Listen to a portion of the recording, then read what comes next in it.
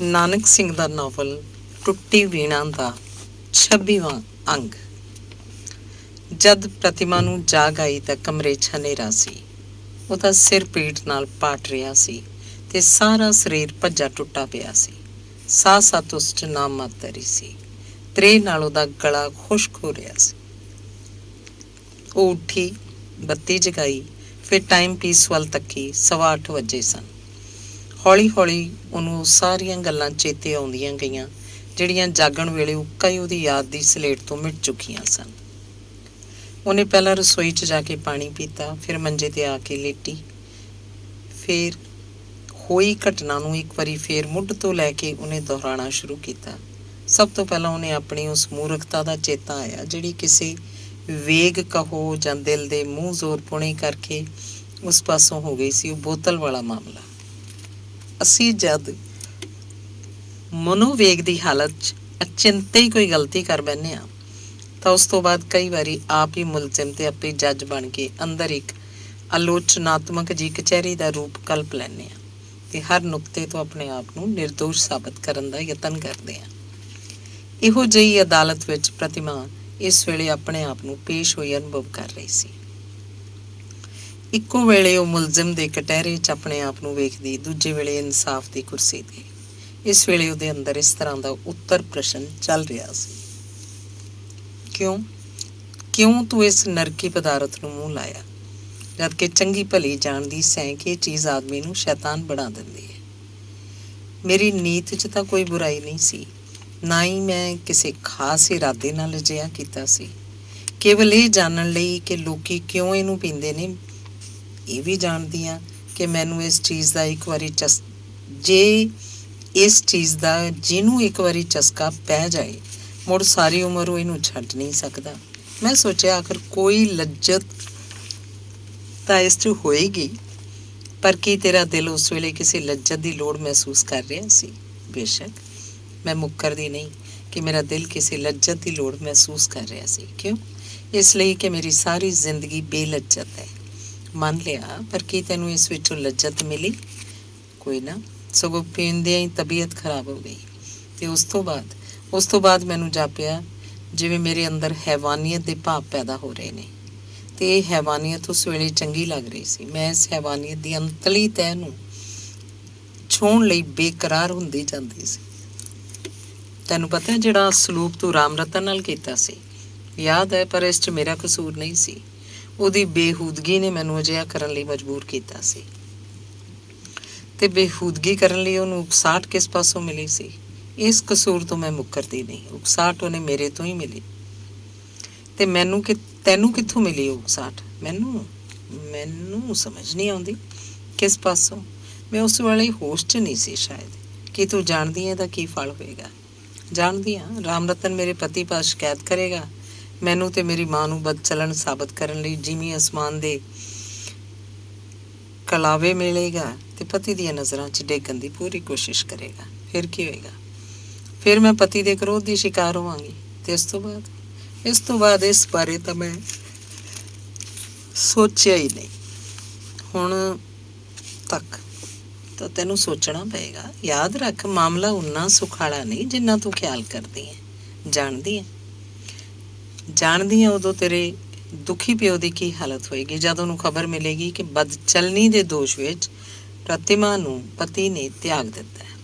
ਓਹ, ਇਹ ਤਾਂ ਅਨਰਥ ਹੋ ਜਾਏਗਾ। ਮੇਰੀ ਸਾਰੀ ਕੀਤੀ ਕਤਰੀ ਮਿੱਟੀ 'ਚ ਰੁਲ ਜਾਏਗੀ। ਸਮਝ ਨਹੀਂ ਆਉਂਦੀ ਕੀ ਕਰਾਂ।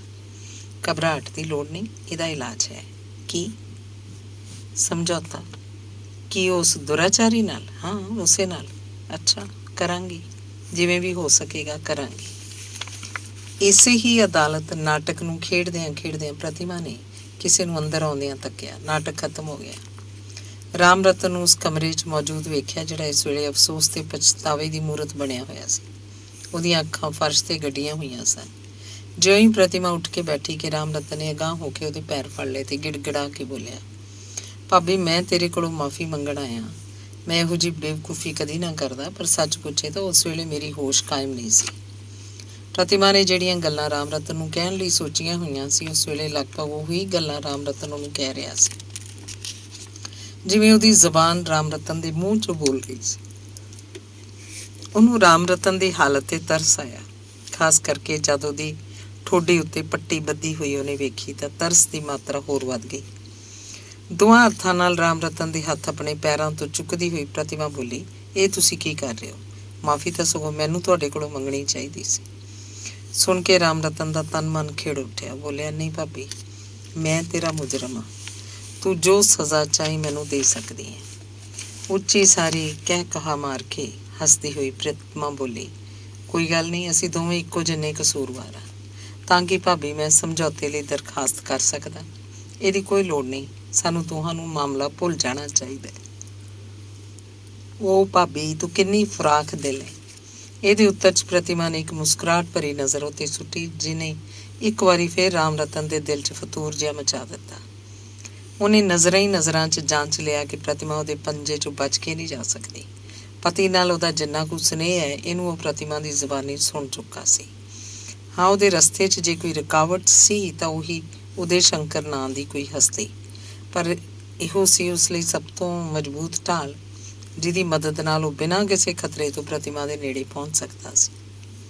ਟੁੱਟਾ ਹੋਇਆ ਸਿਲਸਿਲਾ ਫੇਰ ਜੁੜ ਗਿਆ ਤੇ ਗੱਲਾਂ ਕਥਾਂ ਦੇ ਰੌਣ 'ਚ ਰਹਿੰਦੀ ਖੂੰਦੀ ਕਦੂਰਤ ਵੀ ਧੋਤੀ ਗਈ। ਵਾਰਤਾਲਾਪ 'ਚ ਮਿਠਾਸ ਭਰਦਾ ਭਰਦਾ ਇੱਕ ਵਾਰੀ ਫੇਰ ਉਸੇ ਹੱਦ ਦੇ ਨੇੜੇ ਜਾ ਪਹੁੰਚਿਆ ਜਿੱਥੋਂ ਦੁਪਹਿਰੇ ਪਿਛਾਂਹ ਮੁੜਿਆ ਸੀ। ਪ੍ਰਤਿਮਾ ਦੇ ਦਿਲ ਨੂੰ ਜ਼ਰਾ ਕੁ ਟਟੋਲਣ ਦੇ ਇਰਾਦੇ ਨਾਲ ਉਹਨੇ ਨਿਸ਼ਾਨੇ 'ਤੇ ਤੀਰ ਛੱਡਿਆ। ਤੇ ਭਾਬੀ, ਉਹ ਕੌਣ ਸੀ ਜਿਹਦਾ ਤੂੰ ਉਸ ਵੇਲੇ ਨਾਂ ਲੈ ਰਹੀ ਸੀ? ਉਦੇ ਸ਼ੰਕਰ। ਪ੍ਰਤਿਮਾ ਡਰ ਗਈ।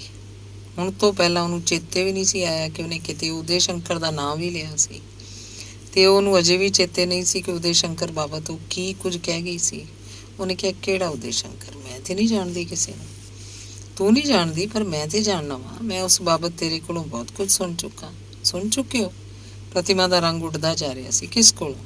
ਨਿਰਦੋਸ਼ਤਾ ਭਾਵੇਂ ਆਪਣੇ ਆਪ 'ਚ ਇੱਕ ਤਰ੍ਹਾਂ ਦਾ ਬਲ ਰੱਖਦੀ ਹੈ, ਪਰ ਜਦ ਇਹ ਨਿਆਸਰੀ ਹੋ ਜਾਏ ਤੇ ਇਹਦਾ ਬਲ ਕਮਜ਼ੋਰੀ ਦਾ ਰੂਪ ਧਾਰਨ ਕਰ ਲੈਂਦਾ ਹੈ। ਪ੍ਰਤਿਮਾ ਦੇ ਪੈਰ ਲੜਖੜਾਉਣ ਲੱਗ ਪਏ। ਉਹ ਸੁੱਕਦੇ ਜਾਂਦੇ ਗਲੇ 'ਚ ਬੋਲੀ, ਕੀ ਸੁਣਿਆ ਸੀ ਤੁਸੀਂ ਮੇਰੇ ਕੋਲੋਂ? ਮੈਂ ਬੜਾ ਕੁਝ ਸੁਣਿਆ ਸੀ। ਸ਼ਾਇਦ ਭਾਬੀ ਤੂੰ ਉਸ ਵੇਲੇ ਹੋਸ਼ 'ਚ ਨਹੀਂ ਸੀ। ਗੁੱਸੇ ਨਾਲ ਪ੍ਰਤਿਮਾ ਦੇ ਹੋਠ ਫਰਕ ਰਹੇ ਸਨ। ਉਹ ਸੋਚਣ ਲੱਗੀ, ਕਿੰਨਾ ਦੁਸ਼ਟ ਹੈ। ਅਜੇ ਹੁਣੇ ਤਾਂ ਮੇਰੇ ਨਾਲ ਸੁਲਹ ਸਫਾਈ ਕਰਕੇ ਹਟਿਆ ਤੇ ਹੁਣ ਫੇਰ ਇੱਕ ਨਵੀਂ ਛੇੜ ਬੈਠਾ ਹੈ। ਉੱਧਰ ਰਾਮ ਰਤਨ ਵੀ ਵੇਖ ਰਿਹਾ ਸੀ। ਪ੍ਰਤਿਮਾ ਦੇ ਦਿਲ ਦੀ ਜਿਸ ਕਮਜ਼ੋਰ ਥਾਂ 'ਤੇ ਉਹਨੇ ਉਂਗਲ ਰੱਖੀ ਹੈ, ਇਸ ਥਾਂ ਨੂੰ ਜਿੰਨਾ ਵੀ ਦਬਾਏਗਾ ਉਨਾ ਹੀ ਪੀੜ ਤੋਂ ਡਰ ਕੇ ਪ੍ਰਤਿਮਾ ਉਹਦੀਆਂ ਇੰਨਾ ਮੰਨਣ ਲਈ ਤਤਪਰ ਹੁੰਦੀ ਜਾਏਗੀ। ਮੀਸਣੀ ਜੀ ਮੁਸਕਣੀ ਲੈ ਕੇ ਬੋਲਿਆ, ਡਰ ਵਾਲੀ ਕੋਈ ਗੱਲ ਨਹੀਂ ਭਾਬੀ। ਸੱਚ ਜਾਣ ਭਾਬੀ, ਮੈਂ ਤੇਰਾ ਦੁਸ਼ਮਣ ਨਹੀਂ, ਸੱਜਣ ਹਾਂ। ਜਿੱਥੋਂ ਤੱਕ ਮੈਥੋਂ ਹੋ ਸਕੇਗਾ ਤੇਰਾ ਕੁਝ ਸਵਾਰਾਂਗਾ ਹੀ, ਵਿਗਾੜਾਂਗਾ ਨਹੀਂ। ਉਦੇ ਸ਼ੰਕਰ ਨਾਲ ਜੇ ਤੇਰਾ ਪਿਆਰ ਹੈ ਤਾਂ ਇਹ ਕੋਈ ਗੁਨਾਹ ਤਾਂ ਨਹੀਂ। ਮੈਂ ਵੀ ਤਾਂ ਤੈਨੂੰ ਪਿਆਰ ਕਰਦਾ। ਮੈਂ ਉਹਨਾਂ ਕਮੀਨੇ ਆਦਮੀਆਂ ਵਿੱਚੋਂ ਨਹੀਂ ਹਾਂ ਜਿਹੜੀ ਈਰਖਾ 'ਚ ਆ ਕੇ ਆਪਣੇ ਰਕੀਬ ਦੀ ਜਾਨ ਲੈਣੋਂ ਫਰਕ ਨਹੀਂ ਕਰਦੇ। ਜੇ ਚਾਹੇਂਗੀ ਤਾਂ। ਵਿੱਚ ਹੀ ਪ੍ਰਤਿਮਾ ਬੋਲ ਉੱਠੀ। ਉਹਦੀ ਘਬਰਾਹਟ ਓੜਕ ਤੱਕ ਪਹੁੰਚ ਚੁੱਕੀ ਸੀ। ਉਹ ਹੱਥ ਜੋੜ ਕੇ ਬੋਲੀ, ਅੱਛਾ, ਜੋ ਕੁਝ ਤੁਸੀਂ ਕਹਿੰਦੇ ਹੋ ਠੀਕ ਹੈ, ਪਰ ਹਾਲੇ ਮੈਨੂੰ ਮੇਰੀ ਹਾਲਤ 'ਤੇ ਛੱਡ ਦਿਓ। ਮੇਰੀ ਹੋਸ਼ ਨਹੀਂ ਠਿਕਾਣੇ ਇਸ ਵੇਲੇ। ਜਿਵੇਂ ਕਹੋਗੇ ਉੱਦਾਂ ਹੀ ਕਰਾਂਗੀ, ਪਰ ਰੱਬ ਦੇ ਵਾਸਤੇ ਹੁਣ ਤੁਸੀਂ ਜਾਓ। ਰਾਮ ਰਤਨ ਨੇ ਵੇਖਿਆ ਕਿ ਇਹਦੇ ਹੁੰਦਿਆਂ ਉਹਨੂੰ ਕੁਝ ਹੋਰ ਕਹਿਣਾ ਸ਼ਾਇਦ ਖਤਰਨਾਕ ਸਾਬਤ ਹੋਏ ਤੇ ਸੰਭਵ ਹੈ ਬਣਿਆ ਬਣਾਇਆ ਖੇਲ ਹੀ ਵਿਗੜ ਜਾਏ। ਸੋ ਉਹਨੇ ਬੜੇ ਠਰਮੇ ਤੇ ਮਿਠਾਸ ਭਰੇ ਰੌਣ ਨਾਲ ਕਿਹਾ, ਚੰਗਾ ਫਿਰ ਸਹੀ, ਮੈਂ ਵੀ ਅੱਜ ਕਿਸੇ ਨੂੰ ਮਿਲਣ ਜਾਣਾ ਹੈ, ਪਰ ਕੱਲ੍ਹ ਤੱਕ ਤੂੰ ਸੋਚ ਸਮਝ ਲਈ ਭਾਬੀ ਸਾਰੀ ਗੱਲ, ਤੇ ਵੀ ਖਿਆਲ 'ਚ ਰੱਖ ਲਈ ਕਿ ਤੇਰੇ ਇਸ ਰਾਜ਼ ਦੀ ਫਤਿਹ ਚੰਦ ਨੂੰ ਜੇ ਭਿਣਕ ਵੀ ਪੈ ਗਈ ਤਾਂ ਪਤਾ ਨਹੀਂ ਉਹ ਕੀ ਕੁਝ ਕਰ ਗੁਜ਼ਰੇ। ਉਹਦੇ ਸੁਭਾਅ ਤੋਂ ਤਾਂ ਤੂੰ ਵਾਕਫ ਹੈ। ਰਾਮ ਰਤਨ ਗੱਲਾਂ ਕਰੀ ਗਿਆ ਤੇ ਪ੍ਰਤਿਮਾ ਦੇ ਦੁੱਖ ਦੇ ਥਾਂ ਉੱਤੇ ਚੋਟ ਤੇ ਚੋਟ ਲੱਗਦੀ ਗਈ। ਫਿਰ ਜਿਸ ਤਰ੍ਹਾਂ ਦੇ ਜਾਲ ਵਿੱਚ ਉਸ ਵੇਲੇ ਉਹ ਫਸ ਚੁੱਕੀ ਸੀ, ਉਹਨੂੰ ਅਨੁਭਵ ਕਰਦਿਆਂ ਹੋਇਆਂ ਉਹਨੇ ਸਭ ਕੁਝ ਸਹਿ ਲਿਆ। ਕੇਵਲ ਇੰਨਾ ਹੀ ਬੋਲੀ, ਅੱਛਾ ਹੁਣ ਤੁਸੀਂ ਜਾਓ, ਮੈਂ ਸਭ ਕੁਝ ਸੋਚ ਲਵਾਂਗੀ ਤੇ ਤੁਹਾਡੇ ਆਖੇ ਉੱਤੇ ਹੀ ਚੱਲਾਂਗੀ। ਆਪਣੇ ਮਨੋਰਥ ਵਿੱਚ 99% ਹੀ ਸਫਲ ਹੋ ਕੇ ਜਦ ਰਾਮ ਰਤਨ ਮਕਾਨ ਤੋਂ ਬਾਹਰ ਨਿਕਲਿਆ ਤਾਂ ਖੁਸ਼ੀ ਨਾਲ ਉਹਦੀਆਂ ਪੁੜਪੁੜੀਆਂ ਦੀਆਂ ਨਾੜਾਂ ਫੁੱਲਦੀਆਂ ਜਾ ਰਹੀਆਂ ਸਨ। ਉਹਦੇ ਬਾਹਰ ਨਿਕਲਦਿਆਂ ਹੀ ਪ੍ਰਤਿਮਾ ਨੇ ਬੂਹਾ ਬੰਦ ਕਰ ਲਿਆ। ਇਸ ਵੇਲੇ ਉਹ ਆਪਣੇ ਅੰਦਰ ਜਿਸ ਬੇਆਰਾਮੀ ਨੂੰ ਅਨੁਭਵ ਕਰ ਰਹੀ ਸੀ, ਉਹਦੀ ਗੁੱਝੀ ਤੇ ਮਾਰੂ ਪੀੜ ਤੋਂ ਬਚਣ ਲਈ ਉਹਨੇ ਉਹੀ ਅਲਮਾਰੀ ਖੋਲ੍ਹੀ ਜਿਸ 'ਚੋਂ ਗਲਮੇ ਤੇ ਖਾਲੀ ਹੋਈ ਬੋਤਲ ਪਈ ਸੀ। ਅੰਗ 27ਵਾਂ। ਦੌਰੇ ਜਾਣ ਤੋਂ ਬਾਅਦ ਫਤਿਹ ਚੰਦ ਨੇ ਪ੍ਰਤਿਮਾ ਨੂੰ ਇੱਕ ਨਹੀਂ ਦੋ ਲੰਮੀਆਂ ਚਿੱਠੀਆਂ ਪਾਈਆਂ, ਜਿਨ੍ਹਾਂ 'ਚ ਪ੍ਰੇਮ, ਵਿਛੋੜਾ, ਵਫਾ ਤੇ ਪ੍ਰਣ ਆਦਿ ਵਿਸ਼ਿਆਂ ਉੱਤੇ ਬਹੁਤ ਲੰਮੇ ਖਿਆਲ ਪ੍ਰਗਟਾਏ ਹੋਏ ਸਨ, ਜਿਨ੍ਹਾਂ ਤੋਂ ਇਹੋ ਜਾਪਦਾ ਸੀ ਕਿ ਪ੍ਰਤਿਮਾ ਤੋਂ ਬਿਨਾਂ ਉਹਦਾ ਇੱਕ ਪਲ ਔਖਾ ਬੀਤ ਰਿਹਾ। ਤੇ ਇਹਨਾਂ ਨੂੰ ਪੜ੍ਹ ਕੇ ਪ੍ਰਤਿਮਾ ਦੇ ਦਿਲ 'ਤੇ ਉਹ ਅਸਰ ਹੁੰਦਾ ਜਿਹੜਾ ਭੁੱਖੇ ਪੰਛੀ ਨੂੰ ਪੱਥਰਾਂ 'ਚ ਚੋਗਾ ਮਿਲਣ 'ਤੇ ਹੁੰਦਾ ਹੈ। ਉਹਨੂੰ ਕਿਸੇ ਵੇਲੇ ਫਤਿਹ ਚੰਦ ਦੀ ਹਾਲਤ 'ਤੇ ਰਹਿਮ ਜ਼ਰੂਰ ਆਉਂਦਾ ਸੀ, ਪਰ ਜਿਸ ਚੀਜ਼ ਦੀ ਮੰਗ ਨਾਲ ਇਹ ਲੰਮੀਆਂ ਚਿੱਠੀਆਂ ਭਰੀਆਂ ਪਈਆਂ ਸਨ, ਇਹ ਚੀਜ਼ਾਂ ਪ੍ਰਤਿਮਾ ਪਾਸ ਨਹੀਂ ਸੀ। ਫਿਰ ਵੀ ਉਹਦੀ ਹਰ ਇੱਕ ਚਿੱਠੀ ਦਾ ਜਵਾਬ ਇਸੇ ਢੰਗ ਨਾਲ ਦਿੰਦੀ ਸੀ ਜਿਵੇਂ ਉਹ ਵੀ ਪਤੀ ਦੇ ਵਿਛੋੜੇ 'ਚ ਮੱਛੀ ਵਾਂਗ ਤੜਪ ਰਹੀ ਹੈ। ਪਰ ਇਸ ਸਿਰਦਰਦੀ ਨੇ ਉਹਨੂੰ ਅਕਾ ਦਿੱਤਾ। ਉਹ ਪਿਆਰ ਦੇ ਬਨੌਟੀ ਦਾਈਏ, ਇਹ ਪਤੀ ਭਗਤੀ ਦੀਆਂ ਜਾਲੀ ਟਿੰਗਾਂ, ਸਭ ਕੁਝ ਉਹਨੂੰ ਜਾਣ ਦਾ ਖੌਅ ਜਿਹਾ ਜਾਪਣ ਲੱਗ ਪਿਆ ਸੀ। ਅੱਜ ਜਦ ਕਿ ਬੀਤੀ ਘਟਨਾ ਕਰਕੇ ਪ੍ਰਤਿਮਾ ਦਾ ਦਿਲ ਸਖਤ ਖਿਜਿਆ ਤੇ ਸਤਿਆ ਹੋਇਆ ਸੀ, ਡਾਕੀਏ ਦੇ ਹੱਥ 'ਚ ਫੇਰ ਇੱਕ ਫੁੱਲਿਆ ਹੋਇਆ ਲਿਫਾਫਾ ਵੇਖ ਕੇ ਉਹਦੇ ਸੱਤੀ ਕੱਪੜੀ ਅੱਗ ਲੱਗ ਉੱਠੀ। ਰਾਤੀ ਜਾਂਦਾ ਹੋਇਆ ਰਾਮ ਰਤਨ ਜੋ ਕੁਝ ਉਹਨੂੰ ਕਹਿ ਗਿਆ ਸੀ, ਪ੍ਰਤਿਮਾ ਨੇ ਅੱਜ ਸਵੇਰੇ ਤੋਂ ਉਸ ਬਾਬਤ ਸੋਚਦਿਆਂ ਤੇ ਜਾਂ ਉਸ ਅਲਮਾਰੀ ਵਾਲੀ ਬੋਤਲ ਨੂੰ ਚੁੱਕਦਿਆਂ ਰੱਖਦਿਆਂ ਸਾਰਾ ਵਕਤ ਬਿਤਾ ਦਿੱਤਾ ਸੀ। ਇਸ ਵੇਲੇ ਪ੍ਰਤਿਮਾ ਪੂਰੇ ਲੋਰ 'ਚ ਸੀ ਤੇ ਦਿਲ ਨਾਲ ਇਹ ਫੈਸਲਾ ਕਰ ਚੁੱਕੀ ਸੀ ਕਿ ਰਾਮ ਰਤਨ ਨੂੰ ਉਹ ਕਿਸੇ ਵੀ ਕੀਮਤ 'ਤੇ ਨਾਰਾਜ਼ ਨਹੀਂ ਕਰੇਗੀ। ਪਤੀ ਤੋਂ ਤ੍ਰਿਸਕਾਰੀ ਜਾਂ ਛੁੱਟੜ ਹੋ ਕੇ ਬਹਿਣ ਨਾਲੋਂ ਉਸ ਲਈ ਇਹੋ ਚੰਗਾ ਹੋਏਗਾ ਕਿ ਵਾਸ਼ਨਾ ਦੇ ਭੁੱਖੇ ਉਸ ਹਿਰਸੀ ਕੁੱਤੇ ਅੱਗੇ ਆਪਣੇ ਇਸਤਰੀ ਪੁਣੇ ਦਾ ਟੁਕੜਾ ਸੁੱਟ ਦੇਵੇ। ਬੋਤਲ ਜਿਹੜੀ ਇਹਨਾਂ 24 ਘੰਟਿਆਂ ਦੇ ਸਮੇਂ 'ਚ ਪ੍ਰਤਿਮਾ ਨੇ ਖਾਲੀ ਕਰਤੀ ਸੀ, ਉਹਨੂੰ ਹੁਣੇ ਬਾਹਰ ਵਿਹੜੇ 'ਚ ਭੰਨ ਕੇ ਉਹ ਮੁੜੀ ਸੀ। ਉਹ ਜਾਣਦੀ ਸੀ ਪਤੀ ਨੇ ਘਰ ਆ ਕੇ ਸਭ ਤੋਂ ਪਹਿਲਾ ਸਵਾਲ ਉਸ ਉੱਤੇ ਇਸੇ ਬੋਤਲ ਬਾਬਤ ਕਰਨਾ ਹੈ ਤੇ ਇਹਦੇ ਜਵਾਬ ਲਈ ਇਹੋ ਜੁਗਤ ਉਹਨੂੰ ਚੰਗੀ ਜਾਪੀ। ਕਹਿ ਦਿਆਂਗੀ ਕੱਪੜੇ ਕੱਢਣ ਲੱਗਿਆ ਡਿੱਗ ਕੇ ਟੁੱਟ ਗਈ ਸੀ। ਕੁਝ ਤਾਂ ਰਾਮ ਰਤਨ ਦੇ ਕਮੀਨੇ ਵਰਤਾਓ ਕਰਕੇ ਤੇ ਕੁਝ 8 ਪੈਰਾਂ ਦੇ ਅੰਦਰ ਇਸ ਅਦਵਾੜ ਦੀ ਸਾਰੀ ਅੱਗ ਆਪਣੇ ਅੰਦਰ ਪਾ ਲੈਣ ਕਰਕੇ ਇਸ ਵੇਲੇ ਉਹ ਮਰਨ ਹਾਕੀ ਹੋਈ ਸੀ। ਸ਼ਰਾਬ ਦੀ ਤਲਖੀ ਜਿਉਂ-ਜਿਉਂ ਉਹਦੇ ਸੀਨੇ ਨੂੰ ਲੂੰਹਦੀ ਗਈ, ਉਹ ਜਾਣ-ਬੁੱਝ ਕੇ ਦਬਾ ਕੇ ਉੱਪਰੋਂ ਥੱਲੀਏ ਸੱਗ ਨੂੰ ਫੱਕਦੀ ਗਈ। ਸ਼ਾਇਦ ਇਸ ਖਿਆਲ ਨਾਲ ਕਿ ਕਿਉਂ ਨਾ ਇਸੇ ਨਾਲ ਆਪਣਾ ਅੰਦਰ ਸਾੜ ਕੇ ਉਹ ਆਪਣੇ ਆਪ ਨੂੰ ਖਤਮ ਕਰ ਲਵੇ। ਕਿਉਂ ਉਹ ਜੀ ਰਹੀ ਹੈ, ਹੁਣ ਕਦ ਤੱਕ ਇਸ ਹਾਲਤ ਤੋਂ ਕਿਸ ਜਗ੍ਹਾ 'ਤੇ ਜਾ ਪਹੁੰਚੀ ਹੈ, ਜਦ ਕਿ ਉਹ ਮਨੁੱਖ ਪੁਣੇ ਦੀਆਂ ਹੱਦਾਂ ਟੱਪ ਕੇ ਪਸ਼ੂ ਪੁਣੇ ਦੇ ਕੰਢੇ 'ਤੇ ਆ ਖਲੋਤੀ ਹੈ। ਡਾਕੀਏ ਦੇ ਹੱਥੋਂ ਉਹਨੇ ਉਹ ਮੋਟਾ ਲਿਫਾਫਾ ਫੜ ਲਿਆ ਤੇ ਉਸ 'ਚ ਉਹਦਾ ਇਹ ਦਿਲ ਚਾਹਿਆ ਕਿ ਖੋਲ੍ਹਣ ਤੋਂ ਬਿਨਾਂ ਹੀ ਇਹਨੂੰ ਬਲਦੇ ਹੋਏ ਚੁੱਲ੍ਹੇ 'ਚ ਜਾ ਸੁੱਟੇ। ਪਰ ਜਿਉਂ ਹੀ ਉਹਦੇ ਸਿਰਨਾਵੇਂ ਦੇ ਅੱਖਰਾਂ ਉੱਤੇ ਲਾਹੌਰ ਦੀ ਮੋਹਰ ਉੱਤੇ ਉਹਦੀ ਨਜ਼ਰ ਪਈ ਕਿ ਖੁਸ਼ੀ ਨਾਲ ਉਹਦੇ ਦਿਲ ਸਾਜ਼ ਦੀਆਂ ਤਾਰਾਂ ਗੂੰਜ ਉੱਠੀਆਂ। ਦੁੱਖ ਦਰਦ ਸਾਰਾ ਭੁੱਲ ਗਿਆ। ਉਹਨੇ ਖੋਲ੍ਹ ਕੇ ਚਿੱਠੀ ਪੜ੍ਹਨੀ ਸ਼ੁਰੂ ਕੀਤੀ। ਸੈਂਟਰਲ ਜੇਲ੍ਹ ਲਾਹੌਰ, ਸ਼੍ਰੀਮਤੀ ਪ੍ਰਤਿਮਾ ਦੇਵੀ, ਤੁਹਾਡੀ ਚਿੱਠੀ ਮਿਲੀ। ਚਿੱਠੀ ਦੇ ਇਹਨਾਂ ਕੁਝ ਕੁ ਵਰਕਿਆਂ ਥਾਣੀ ਆਪਣੇ ਜੀਵਨ ਦੀ ਜਿਹੜੀ ਤਸਵੀਰ ਤੁਸੀਂ ਅੱਜ ਮੈਨੂੰ ਦਿਖਾਈ ਹੈ, ਇਸ 'ਤੇ ਵੇਖਣ ਦੀ ਨਾ ਮੈਂ ਆਸ ਰੱਖਦਾ ਸੀ ਤੇ ਨਾ ਤਾਬ। ਇਸ ਵੇਲੇ ਜਦ ਕਿ ਮੈਂ ਮੌਤ ਦੇ ਬਹੁਤ ਨੇੜੇ ਜਾ ਚੁੱਕਾ, ਜਦ ਕਿ ਤਬਦੀਕ ਦੀ ਨਾਮੁਰਾਦ ਮਰਜ਼ ਨੇ ਮੈਨੂੰ ਅੱਧੇ ਤੋਂ ਬਹੁਤਾ ਖਾ ਲਿਆ ਹੈ।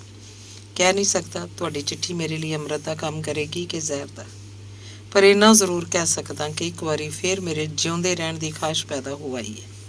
ਇਸ ਤੋਂ ਪਹਿਲਾਂ ਦੁਨੀਆ ਦੇ ਸਾਰੇ ਝੰਜਟਾਂ ਤੋਂ ਛੁਟਕਾਰਾ ਪਾਉਣ ਲਈ ਕੇਵਲ ਮੌਤ ਦੀ ਹੀ ਉਡੀਕ ਵਿੱਚ ਬੈਠਾ ਸੀ ਤੇ ਜਿਉਂ-ਜਿਉਂ ਉਹਦੇ ਆਉਣ ਦਾ ਸਮਾਂ ਨੇੜੇ ਆਈ ਜਾਂਦਾ ਸੀ, ਮੇਰਾ ਦਿਲ ਕਾਹਲਾ ਪਈ ਜਾ ਰਿਹਾ ਸੀ, ਕਿਉਂਕਿ ਮੈਂ ਛੇਤੀ ਤੋਂ ਛੇਤੀ ਹੱਡੀਆਂ ਦੇ ਇਸ ਪਿੰਜਰ ਵਿੱਚੋਂ ਆਪਣੀ ਰੂਹ ਨੂੰ ਆਜ਼ਾਦ ਕਰਨਾ ਚਾਹੁੰਦਾ। ਤੁਹਾਡਾ ਖਿਆਲ ਠੀਕ ਹੈ, ਮੈਂ ਮੁੱਕਰਦਾ ਨਹੀਂ ਕਿ ਤੁਹਾਡੇ ਖਿਲਾਫ ਮੇਰੇ ਅੰਦਰ ਨਫ਼ਰਤ ਦਾ ਇੱਕ ਅੰਬਾਰ ਉਸਰਿਆ ਪਿਆ ਸੀ।